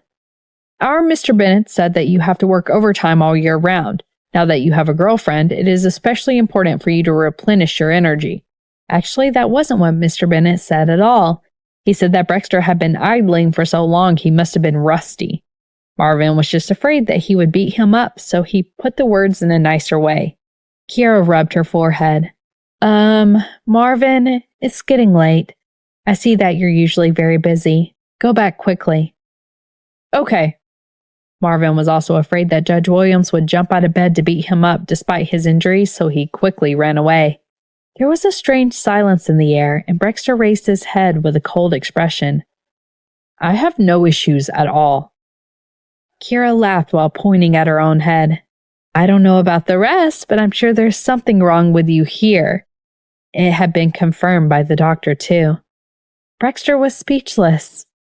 Would you like me to prepare some soup for you in the afternoon? As soon as it's done, I'll send it over to you. Kira recalled Caleb's words that she had to be more sympathetic towards the patient. Brexter was stupefied. There's a great distance between your house and the hospital. The journey will take approximately an hour. Just get takeout, don't worry about it. It's okay to eat takeout for a meal or two. However, it's not healthy to eat it every day. I'm okay with it, but you're still a patient. Kira sighed. His heart pounded as he looked at her tired face, smiling. I appreciate your kindness, Kira. Thank you for everything. Kira felt embarrassed by his burning gaze. Well, it's the least I could do, and it's not a big deal. It's not a small matter to me. Brexter lowered his head, feeling a little dejected. It's my duty as a man to perform these tasks. Though we've only been dating for a short time, you're still here to take care of me. He seriously doubted that all this would drive Kiera away, as he had not treated her well. I appreciate your kind intentions. However, I'd rather you would never have the chance to take care of me like this. My only desire is to be healthy and not get sick, hurt, or fall from the building. Kiera raised her hand in protest. In the past, I was not very fond of my clients, but now I have a new perception of them.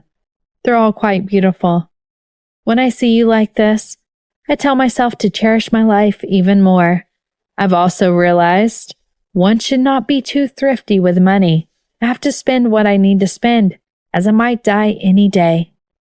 Brexter did not respond. He could not tell if it was an illusion, but he could feel the sense of relief on her face, that she was not the one who fell from the building. I understand if you do not want to order takeout, but your house is too far away. Go to my house instead. It's not far from here. Brexter gave her the key to his house. Although stunned, Kiera still agreed to it for the sake of convenience. She had never been to Brexter's house before, and she did not even know which neighborhood he lived in. Brexter gave her the exact address and added, "Oh, right, there's some electronic stores near this road at my house. Give me a cell phone while you're at it." "Sure. What's your budget? Prefer brand and model?" "I will do whatever you think is good looking, regardless of the price or brand, as long as you like it. But my only request is that I want a domestic device." After a moment of silence, Kiera smiled. "That's patriotic of you." "Of course." Comparatively, Kiera thought about the foreign gadgets she had at home. She had even purchased imported cultures when making her yogurt, which appeared traitorous in contrast to Brexter. Did I prepare to screen? But this. On the way back to Brexter's house, Kiera stopped at one of the stores to buy the phone. She originally wanted to get the device with a curved screen, but the same model with a flat screen was much cheaper. Thinking about it, she decided to buy the latter. After all, saving money for Brexter meant saving money for herself. Unlike men, only women needed good phones. She then went to the supermarket to buy vegetables before heading to Brexter's house. It took her some time to find his neighborhood. The high-rise elevator unit had uneven and dense greenery, which created a highly comfortable atmosphere for the environment. She used the given key to open Brexter's main door.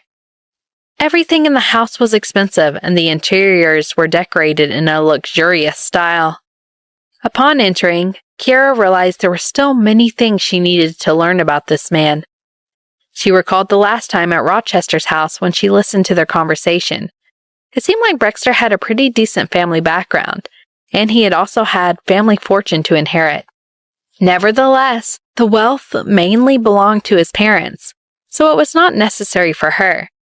She was content as long as she had enough money to live off of. Brexter's house was spotless. Even the kitchen was well organized. Although he rarely cooked, he still had all of the necessary kitchen equipment. After preparing a bowl of soup and a light salad, Kiera packed some clean clothes for Brexter to change before heading to the hospital. When she arrived at the ward, the old lady whose husband had occupied the other bed came earlier. The room was filled with the aroma of food, and Brexter was lying alone on the bed, causing Kiera to feel incredibly guilty. The hungry look on the young man's face made her think that she should have prepared a quick meal. "Young man, your girlfriend's brought you food," the old lady reminded him with a smile. Brexter immediately opened his eyes and quickly put down the things in his hands. After repositioning his bed to an upright position, he placed a soft pillow behind him. Brexter apologized. "Kiera, thank you for your hard work. You'll have me as your cook for the rest of your life." "However, I don't think I've told you I will give you the rest of my life." Kiera smiled slyly. Brexter's expression froze and he replied softly, "It's all right. I can give you the rest of my life." His eloquence was becoming increasingly impressive to Kiera. The corners of her lips curled up as she handed him the fork. "I've stewed half a chicken for you." "Have you eaten?" "Yes." When Brexter removed the lid of the thermos, a strong fragrance of chicken soup wafted over. The chicken soup was also golden in color. His gaze softened as he finished the chicken soup and vegetables, leaving not a single piece of garlic behind. "Did I prepare too little?" Kira asked hesitantly. "I should have stewed the entire chicken." "This is enough," Brexter nodded, his cold face showing some warmth. "My stomach is already very full. As this is the first time you've cooked for me, I don't want to waste any of it. Furthermore, it's been a while since anyone made me soup." She was slightly heartbroken when she observed that, although his house was so big and spacious, it was cold and quiet inside. Had she not been the same? Occasionally, she would cook soup for herself in order to supplement her health. Looking at her colleagues at the law firm, their parents were the ones who prepared the soup for them instead. What a coincidence. Me neither. "I'll cook for you when I'm cured." Brexter held her hand. "By the way, did you get me a phone?" "Yes, I did." Kira pulled out a phone with a green posterior. "This is the latest model. It was just released last month and was endorsed by a famous actor. What do you think of it?" "Why is the color so vivid?" Brexter frowned. Never before had he owned something with such a bright color. "Does it seem bright? I think it looks pretty good and it's extremely trendy. That's what I like about it." Brexter did not say anything. The only thing that mattered was that she liked it. "How about taking a nap?" Brexter suddenly changed the topic. "You had a restless night." Not only did she not sleep well, she only managed to fall asleep at 2 in the morning. Her morning had been busy since she awoke. While walking to the ward, Kira almost dozes off. Yet, at the sight of this bed, she hesitated once again. The lights were off last night, but it was broad daylight now. The young woman would feel humiliated if anyone else saw her squeezing into the patient's bed. "Some colleagues came to visit me when you returned to cook in the morning. I told them to pass the message to let the others not visit as I needed some peace," Brexter said tiredly, shifting his body to the side while lifting the blanket. After gazing at him hesitantly for a while, Kira could not resist the urge to fall asleep. Taking her jacket off, she curled up in the blanket after pulling the curtain shut. Brexter curled up his lips as he felt the softness of her body. The next time they slept together, they will share a pillow. The bed was still too small. The man did not fall asleep. He had been lying on the bed for the entire morning, but Kira fell asleep very quickly. She slept pretty well. However, Brexter was not well behaved. He stayed close to her secretly. Kira slept until 3 in the afternoon when a nurse came over to give Brexter an IV drip.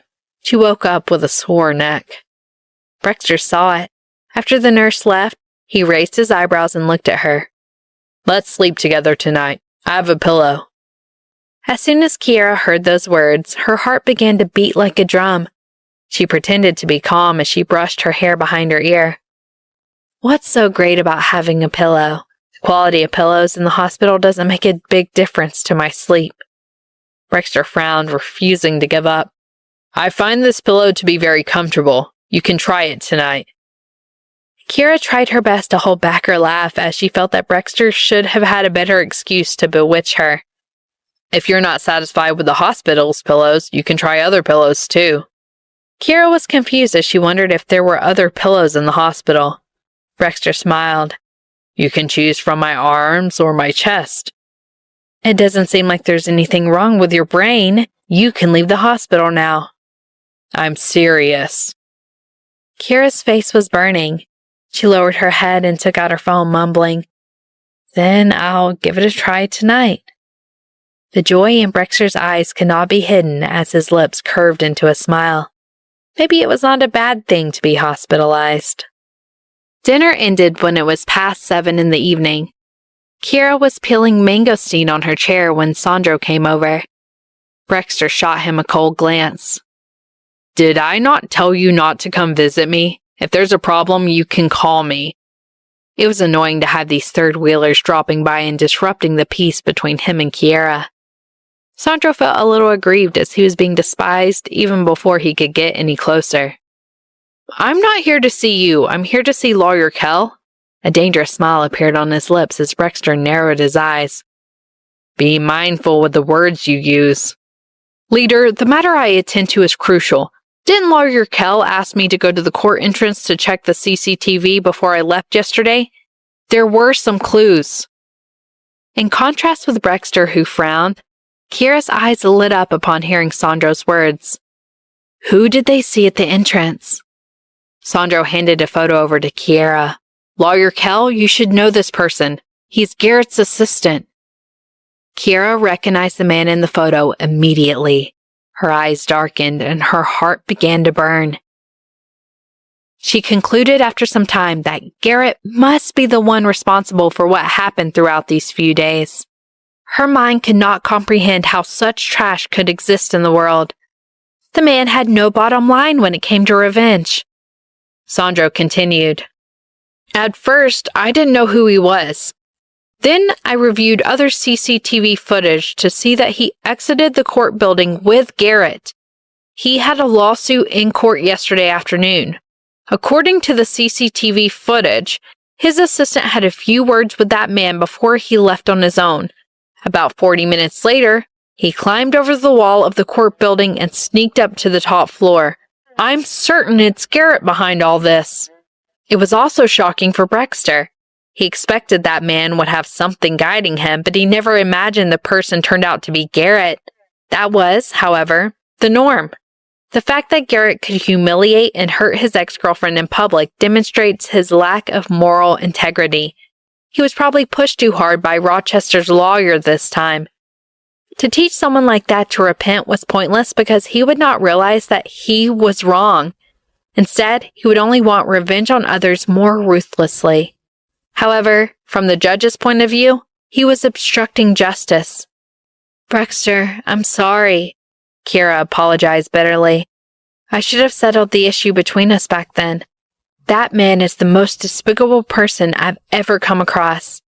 Your position now is quite sensitive to our current relationship. He can easily take advantage of you. You're lucky this time, but what if? If there was no cushion below or anything went wrong, Brexter's death would be connected to her. In that case, she would not forgive herself.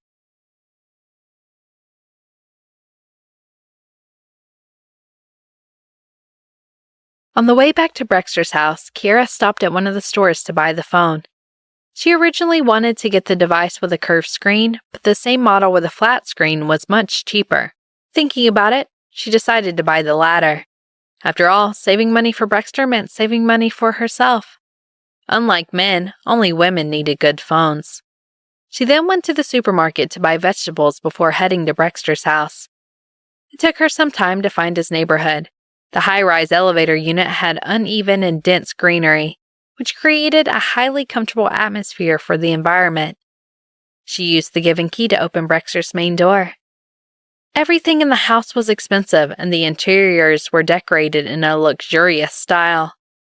Upon entering, Kira realized there were still many things she needed to learn about this man. She recalled the last time at Rochester's house when she listened to their conversation. It seemed like Brexter had a pretty decent family background, and he had also had family fortune to inherit. Nevertheless, the wealth mainly belonged to his parents, so it was not necessary for her. She was content as long as she had enough money to live off of. Brexter's house was spotless. Even the kitchen was well organized. Although he rarely cooked, he still had all of the necessary kitchen equipment.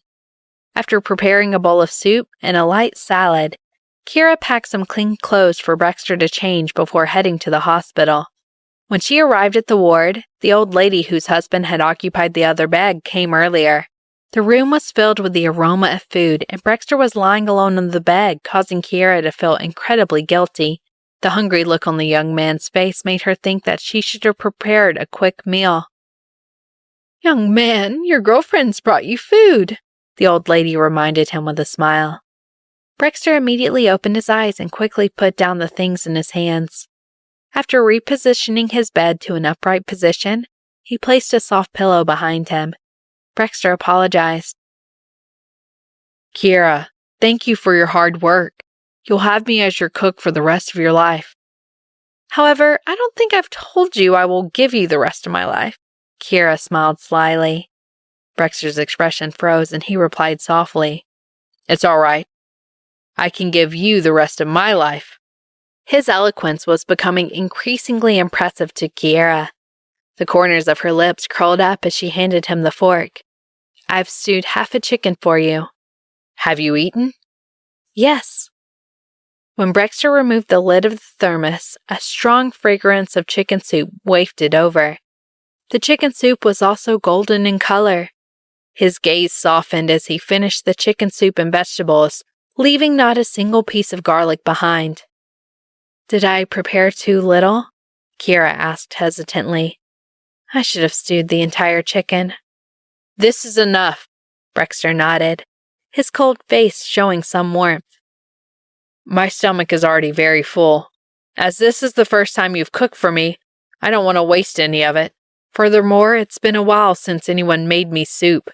She was slightly heartbroken when she observed that, although his house was so big and spacious, it was cold and quiet inside. Had she not been the same? Occasionally, she would cook soup for herself in order to supplement her health. Looking at her colleagues at the law firm, their parents were the ones who prepared the soup for them instead. What a coincidence. Me neither. I'll cook for you when I'm cured. Brexter held her hand. By the way, did you get me a phone? Yes, I did. Kiera pulled out a phone with a green posterior. This is the latest model. It was just released last month and was endorsed by a famous actor. What do you think of it? Why is the color so vivid? Brexter frowned. Never before had he owned something with such a bright color. Does it seem bright? I think it looks pretty good and it's extremely trendy. That's what I like about it. Brexter did not say anything. The only thing that mattered was that she liked it. How about taking a nap? Brexter suddenly changed the topic. You had a restless night. Not only did she not sleep well, she only managed to fall asleep at 2 a.m. Her morning had been busy since she awoke. While walking to the ward, Kiera almost dozes off. Yet, at the sight of this bed, she hesitated once again. The lights were off last night, but it was broad daylight now. The young woman would feel humiliated if anyone else saw her squeezing into the patient's bed. Some colleagues came to visit me when you returned to cook in the morning. I told them to pass the message to let the others not visit as I needed some peace, Brexter said tiredly, shifting his body to the side while lifting the blanket. After gazing at him hesitantly for a while, Kiera could not resist the urge to fall asleep. Taking her jacket off, she curled up in the blanket after pulling the curtain shut. Brexter curled up his lips as he felt the softness of her body.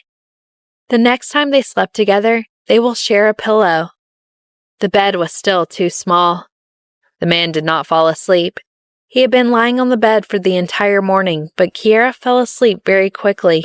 She slept pretty well. However, Brexter was not well behaved. He stayed close to her secretly. Kiera slept until 3 p.m. when a nurse came over to get Brexter an IV drip. She woke up with a sore neck. Brexter saw it. After the nurse left, he raised his eyebrows and looked at her. Let's sleep together tonight. I have a pillow. As soon as Kiera heard those words, her heart began to beat like a drum. She pretended to be calm as she brushed her hair behind her ear. What's so great about having a pillow? The quality of pillows in the hospital doesn't make a big difference to my sleep. Brexter frowned, refusing to give up. I find this pillow to be very comfortable. You can try it tonight. Kiera tried her best to hold back her laugh as she felt that Brexter should have had a better excuse to bewitch her. If you're not satisfied with the hospital's pillows, you can try other pillows too. Kiera was confused as she wondered if there were other pillows in the hospital. Brexter smiled. You can choose from my arms or my chest. It doesn't seem like there's anything wrong with your brain. You can leave the hospital now. I'm serious. Kiera's face was burning.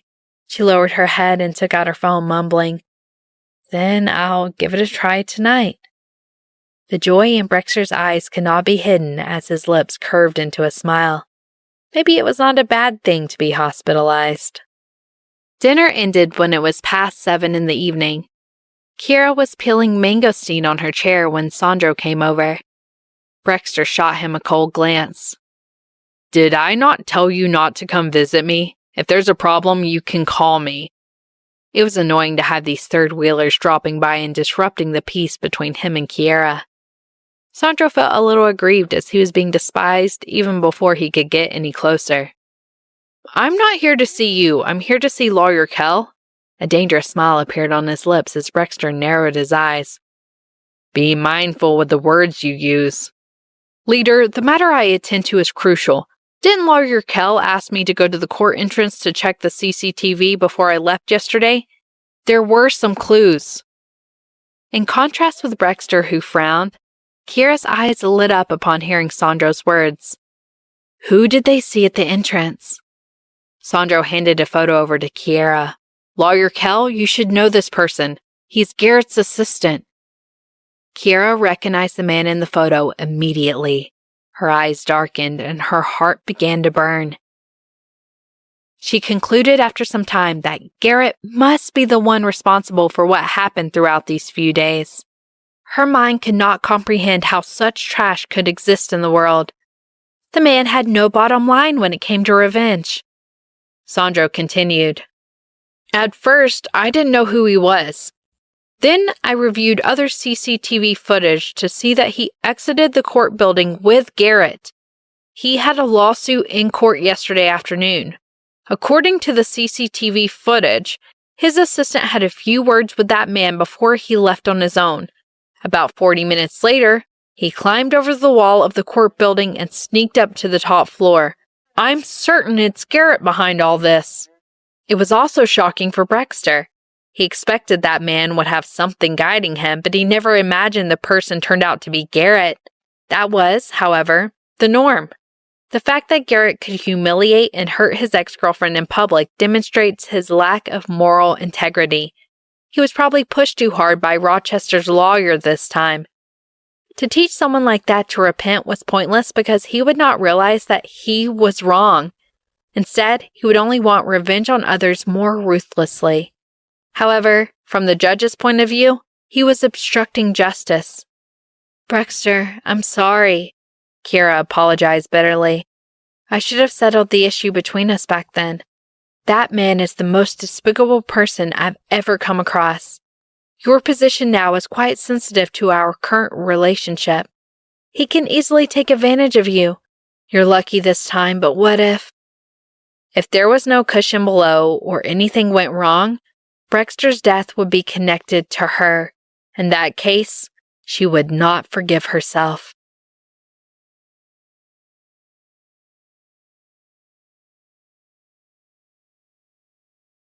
With one hand pressing his temples and the other waving at her, Brexter reassured. "Kiera, don't overthink. That guy will still cause ruckus even if Garrett didn't initiate. He even used a stool to scream at me in court and make a scene at the entrance. It was only a matter of jumping that would have stopped him. I believe that without Garrett's participation, he would have put up a banner at the main entrance saying that I was embezzling and shielding criminals. My reputation will be tarnished if that happens." "What is this guy's name? We've been referring to him as the deceased father," Kiera asked. Sandro nodded profusely. "Lawyer Kell, his name is Gilpert. You didn't see him grimacing with anger in court. Sir, I believe you should have the police put him behind bars for a few days based on his actions at the time." Brexter shook his head. "A person like him, no matter what the reason was, his son was indeed killed, and the murderer escaped prosecution. He must be holding back a great deal of anger. If they were to lock him up now, I'm sure Gilpert and his family would think that the law was unfair to them. They would assume that I was protecting a criminal and targeting their family. Based on his character, I would be the first person he comes after once released from prison under such circumstances. I wonder what weapon he would bring to look for me." Sandro thought about it carefully and shuddered. Kiera's hands trembled as she gripped his shoulders. In fact, Gilbert was the type of man who would do something like this. It would not be easy to guard against him when the time came. Brexter took a deep breath. Do not stab someone who is already in a desperate situation. A rabbit will bite when it is anxious. Leave some leeway for others. There will always be people hating us after every trial, no matter how well we do. For Sandro, this was a valuable lesson. He nodded with agreement. In that case, Garrett can be considered to be obstructing justice. Someone like this should at least have his lawyer's license revoked. Brexter disagreed. CCTV footage alone is not sufficient evidence. We hold a grudge against each other. He can say that we are imagining things and intentionally aiming for him. Furthermore, what if Gilbert underpins the testimony since he hates us so much? Kiera, who was listening to the two men's conversation, began to frown. Her hand gently rubbed his shoulder. Don't worry, my lawsuit against Garrett will start next month anyway. We will settle another score after he loses this battle. This matter will not be left unattended. Kiera inhaled sharply. She promised that if she failed in making Garrett lose everything entirely, she would change her name. How about Gilbert? As long as we can find some breakthrough from him, everything will be fine, Sandro asked her. A smile spread across her face. I'm a lawyer. A lawyer's best skill is skinning. Sandro knew that these lawyers had their methods of investigating cases. But what prompted him to break out in a cold sweat for Gilbert when Kiera mentioned her ability to him? Lawyer Kell, regardless of whether we are talking about the law or something else, we must still follow any other rules and regulations. Brexter looked at his woman with a smile. The voice coming out of his lips was exceptionally intimate. I believe that she is a very disciplined and law-abiding person. Sandro was speechless. It seemed to him that his superior already trusted Lawyer Kell blindly. A man like you who doesn't have a woman to protect would never understand. Brexter threw another sentence at Sandro. Sandro choked upon hearing his leader's words. Did he have no shame? Despite being protected by a woman, a grown man was still cocky? Nevertheless, he did seem a little envious. How come he was not as lucky? Brexter stayed in the hospital for 3 days. Kiera's cooking took a little longer on the third day. It was 20 minutes to 1 in the afternoon when she arrived at the hospital. A middle-aged woman dressed in exquisite short hair stomped out of the ward angrily just as she was about to enter. She bumped into the shoulder of Kiera. Her gaze lingered on the young woman's face for a few seconds before landing on the lunchbox in her hand. The corners of her lips twitched before she left. Kiera was baffled. The diamond on the middle-aged woman's neck shone so brightly that her eyes were blurred. She didn't pay much attention to how the other party looked, but she seemed pretty attractive. She was puzzled as to who this woman was visiting. Could it be Brexter? Judging from her age, could she be Brexter's mother? Kiera shuddered. She became increasingly convinced that it must be his mother as she contemplated how the woman looked at her. It would have been better to ask Brexter. When she brought the food in, she saw Brexter watching the television on the opposite wall with a gloomy expression. Nobody knew what was on his mind. Kiera was about to walk to the bed when he came back to his senses. You're here. Yes, Kiera pointed at the door. Earlier I bumped into a middle-aged woman. Are you the one she's looking for? Brexter's expression tightened. He pursed his thin lips and did not say a word. Is she your mother? It had always seemed strange to her. Over the past 2 days, Brexter's fall from the building has been the talk of the town. Brexter's parents could not have missed the news. His parents ought to visit for such a life-and-death situation, even if they had severed their relationship. Yes, she is, Brexter admitted while frowning. She didn't say anything to you, right? No, she just looked at me strangely. Kiera never expected Brexter to have such a mother. Her neck and ears were adorned with a large diamond, with a Rolex on her hand. She looked as if she was worried that others would not be able to tell she was rich. Kiera was rich too, but she was not high profile. Rich people these days must keep a low profile. The exception to the rule was President Bennett. He had a face that said honorable on one side and rich on the other. What did you tell her? She gave me a weird look. She probably knew you were the one who brought me the food. I told her I had a girlfriend to look after me. Kiera glanced at the expensive milk and fruits on the bedside table. Your mother brought them? Yes. Brexter picked up a spoon and started eating. Kiera kept quiet until he finished eating. Suddenly, he asked, Kiera, is there anything you want to ask me? Kiera hesitated. She actually had a lot of questions, but she didn't know where to start. Brexter, on the other hand, put down his fork and said with a frown, My mother runs an import and export trading company. Kiera nodded, not surprised. After all, his mother's clothes were so eye-catching. Brexter looked at her and smiled. You must have noticed that my mother is dressed like a nouveau riche, right? Kiera was silent. Was it that obvious on her face? No, Kiera cleared her throat and said. In business, you have to dress up conspicuously in order to attract business partners. There are so many luxury car drivers nowadays. Some of them are actually quite poor, but they still have to appear good externally. Brexter shrugged and smiled bitterly. You're thinking too much. My mother is just trying to satisfy her vanity, though she cannot really afford to do so. When she was young, her family didn't have any money, and she suffered a lot. Her education wasn't high, so when she joined the workforce, she was humiliated and looked down on. After that, she used all her means to marry my father. My father's family was well off, and with his help, my mother started her own business.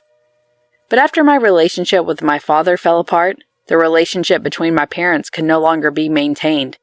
Now, without my father's help, her company's business is going downhill. Those jewelry were given to her by my father in the past. Kiera suddenly understood. She really didn't know how to describe this family, but his mother was quite pitiable. Actually, using jewelry to highlight one's worth is something that many people would do. But I think the next time you see your mother, you can persuade her. She can do it during the day, but it's not safe to go to places where there are fewer people. It's better not to be so high profile. Yes, I've told her before. Brexter shook his head. But when we meet, I always hear her complaining about my dad. She complains that it's all because of me that she divorced my dad, causing her business to go downhill. After that, we fell out, so she hates me. Then what about your dad? Kiera asked doubtfully. Actually, I've always wanted to ask. You've been in the hospital for so many days, your dad. Probably he saw on the news that I didn't die. The smile on Brexter's face was very sarcastic. I forgot to tell you. My dad opened more than 30 4S stores all over the country. And basically all the Williams family members worked there, such as my aunt and my cousins. 2 4S stores belonged to my uncle previously, but my uncle cheated a few of his customers' money for a huge profit, involving a sum of more than $1 million. He was suspected of fraud and was prosecuted. My father and my grandparents asked me to see if I could pull some strings so that my uncle's matter could be turned into a small matter. I didn't agree, and then my uncle went to jail. The family hates me now. The house you're cooking for me in is where the 3 of us used to live. Later, when my parents divorced, they all moved away, leaving me to live alone. Kiera's heart ached as she watched him recount his past with a relaxed tone. She was sometimes angry with her parents, but no matter what, her family still understood her, while Brexter was abandoned by his family for a man who had brought it upon himself. It was too much to misunderstand him as a cold-blooded and inhumane person. It's okay. In the future, you have me. Kiera hugged his head. She decided to treat him better in the future.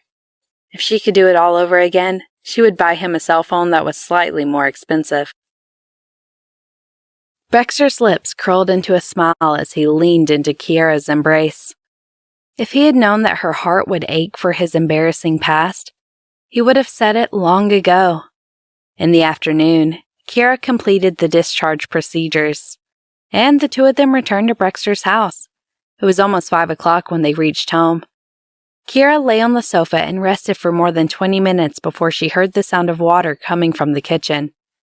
She quickly walked over and saw Brexter holding the electric cooker and cooking. "Leave it there. I'll do it. Your neck hasn't recovered yet. What if you twist it again? Won't you have a crooked neck?" Kiera sighed as she took the cooker. "But you'll be tired if I let you cook every day." Brexter really didn't want her to work too hard. He hadn't performed well recently and had been playing the sympathy card. It wasn't good to do that. "It's fine. When you're well, you can cook," Kiera said casually. After she said that, she felt a strange silence behind her. She had just turned around when Brexter's lips kissed hers. He gazed at her gently. "Okay, I'll do it. Then, can we try living together?" "What? How did the topic of living together come about?" Kiera's eyes widened and her face flushed red as she opened her mouth. Brexter interrupted her. "What I meant was that we can live together from time to time.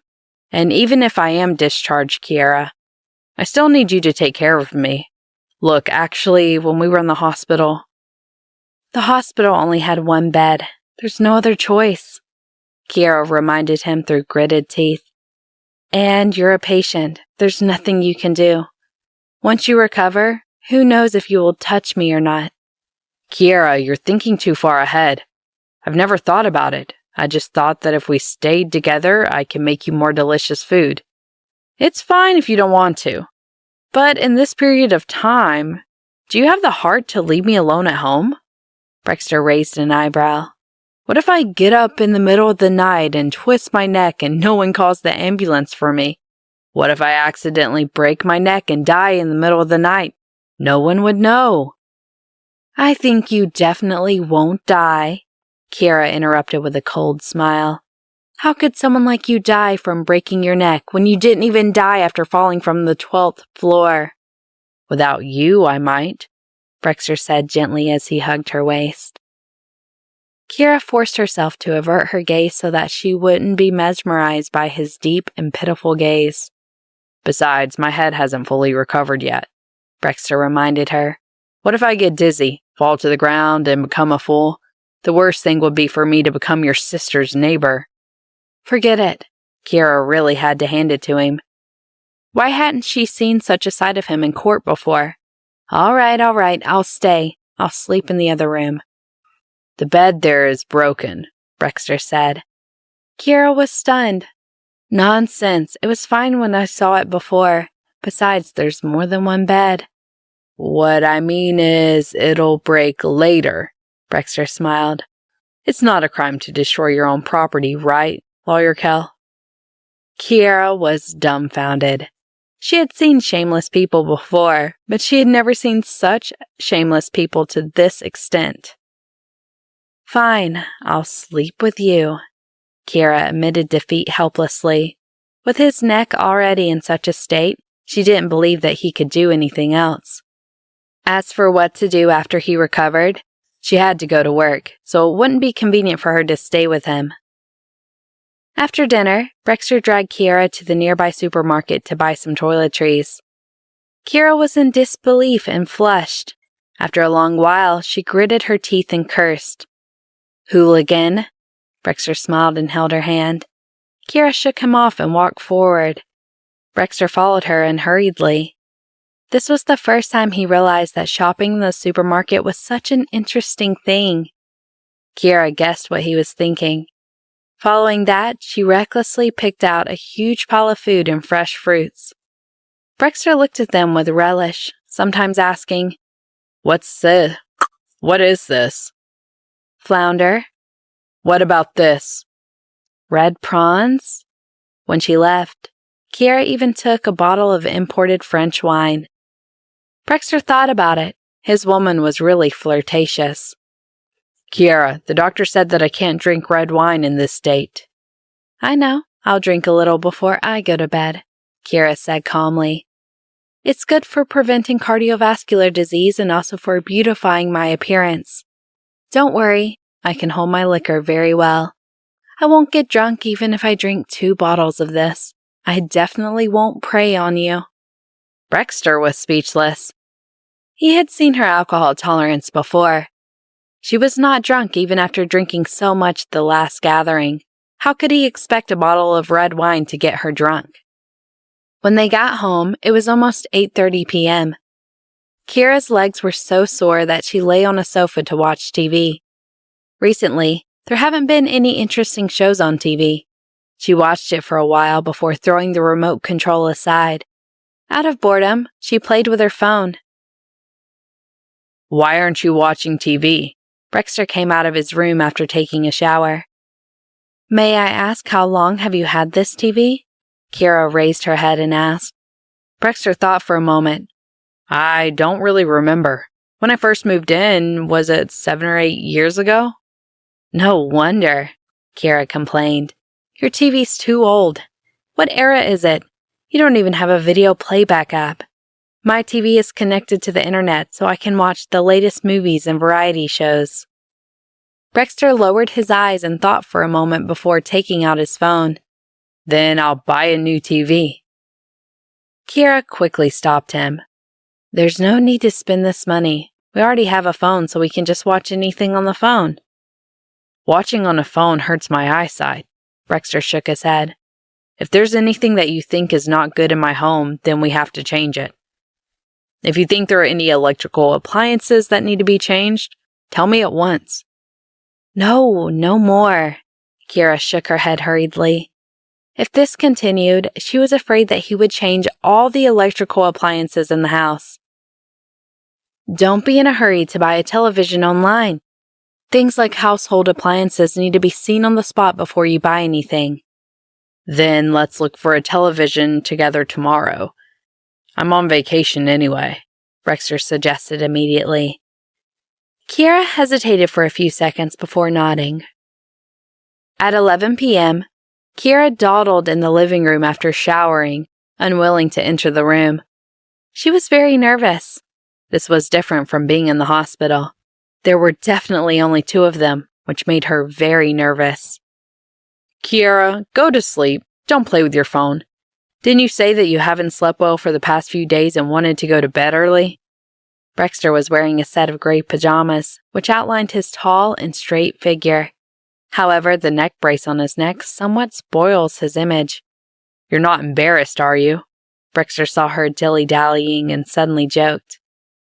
Isn't it normal to be embarrassed? Of course.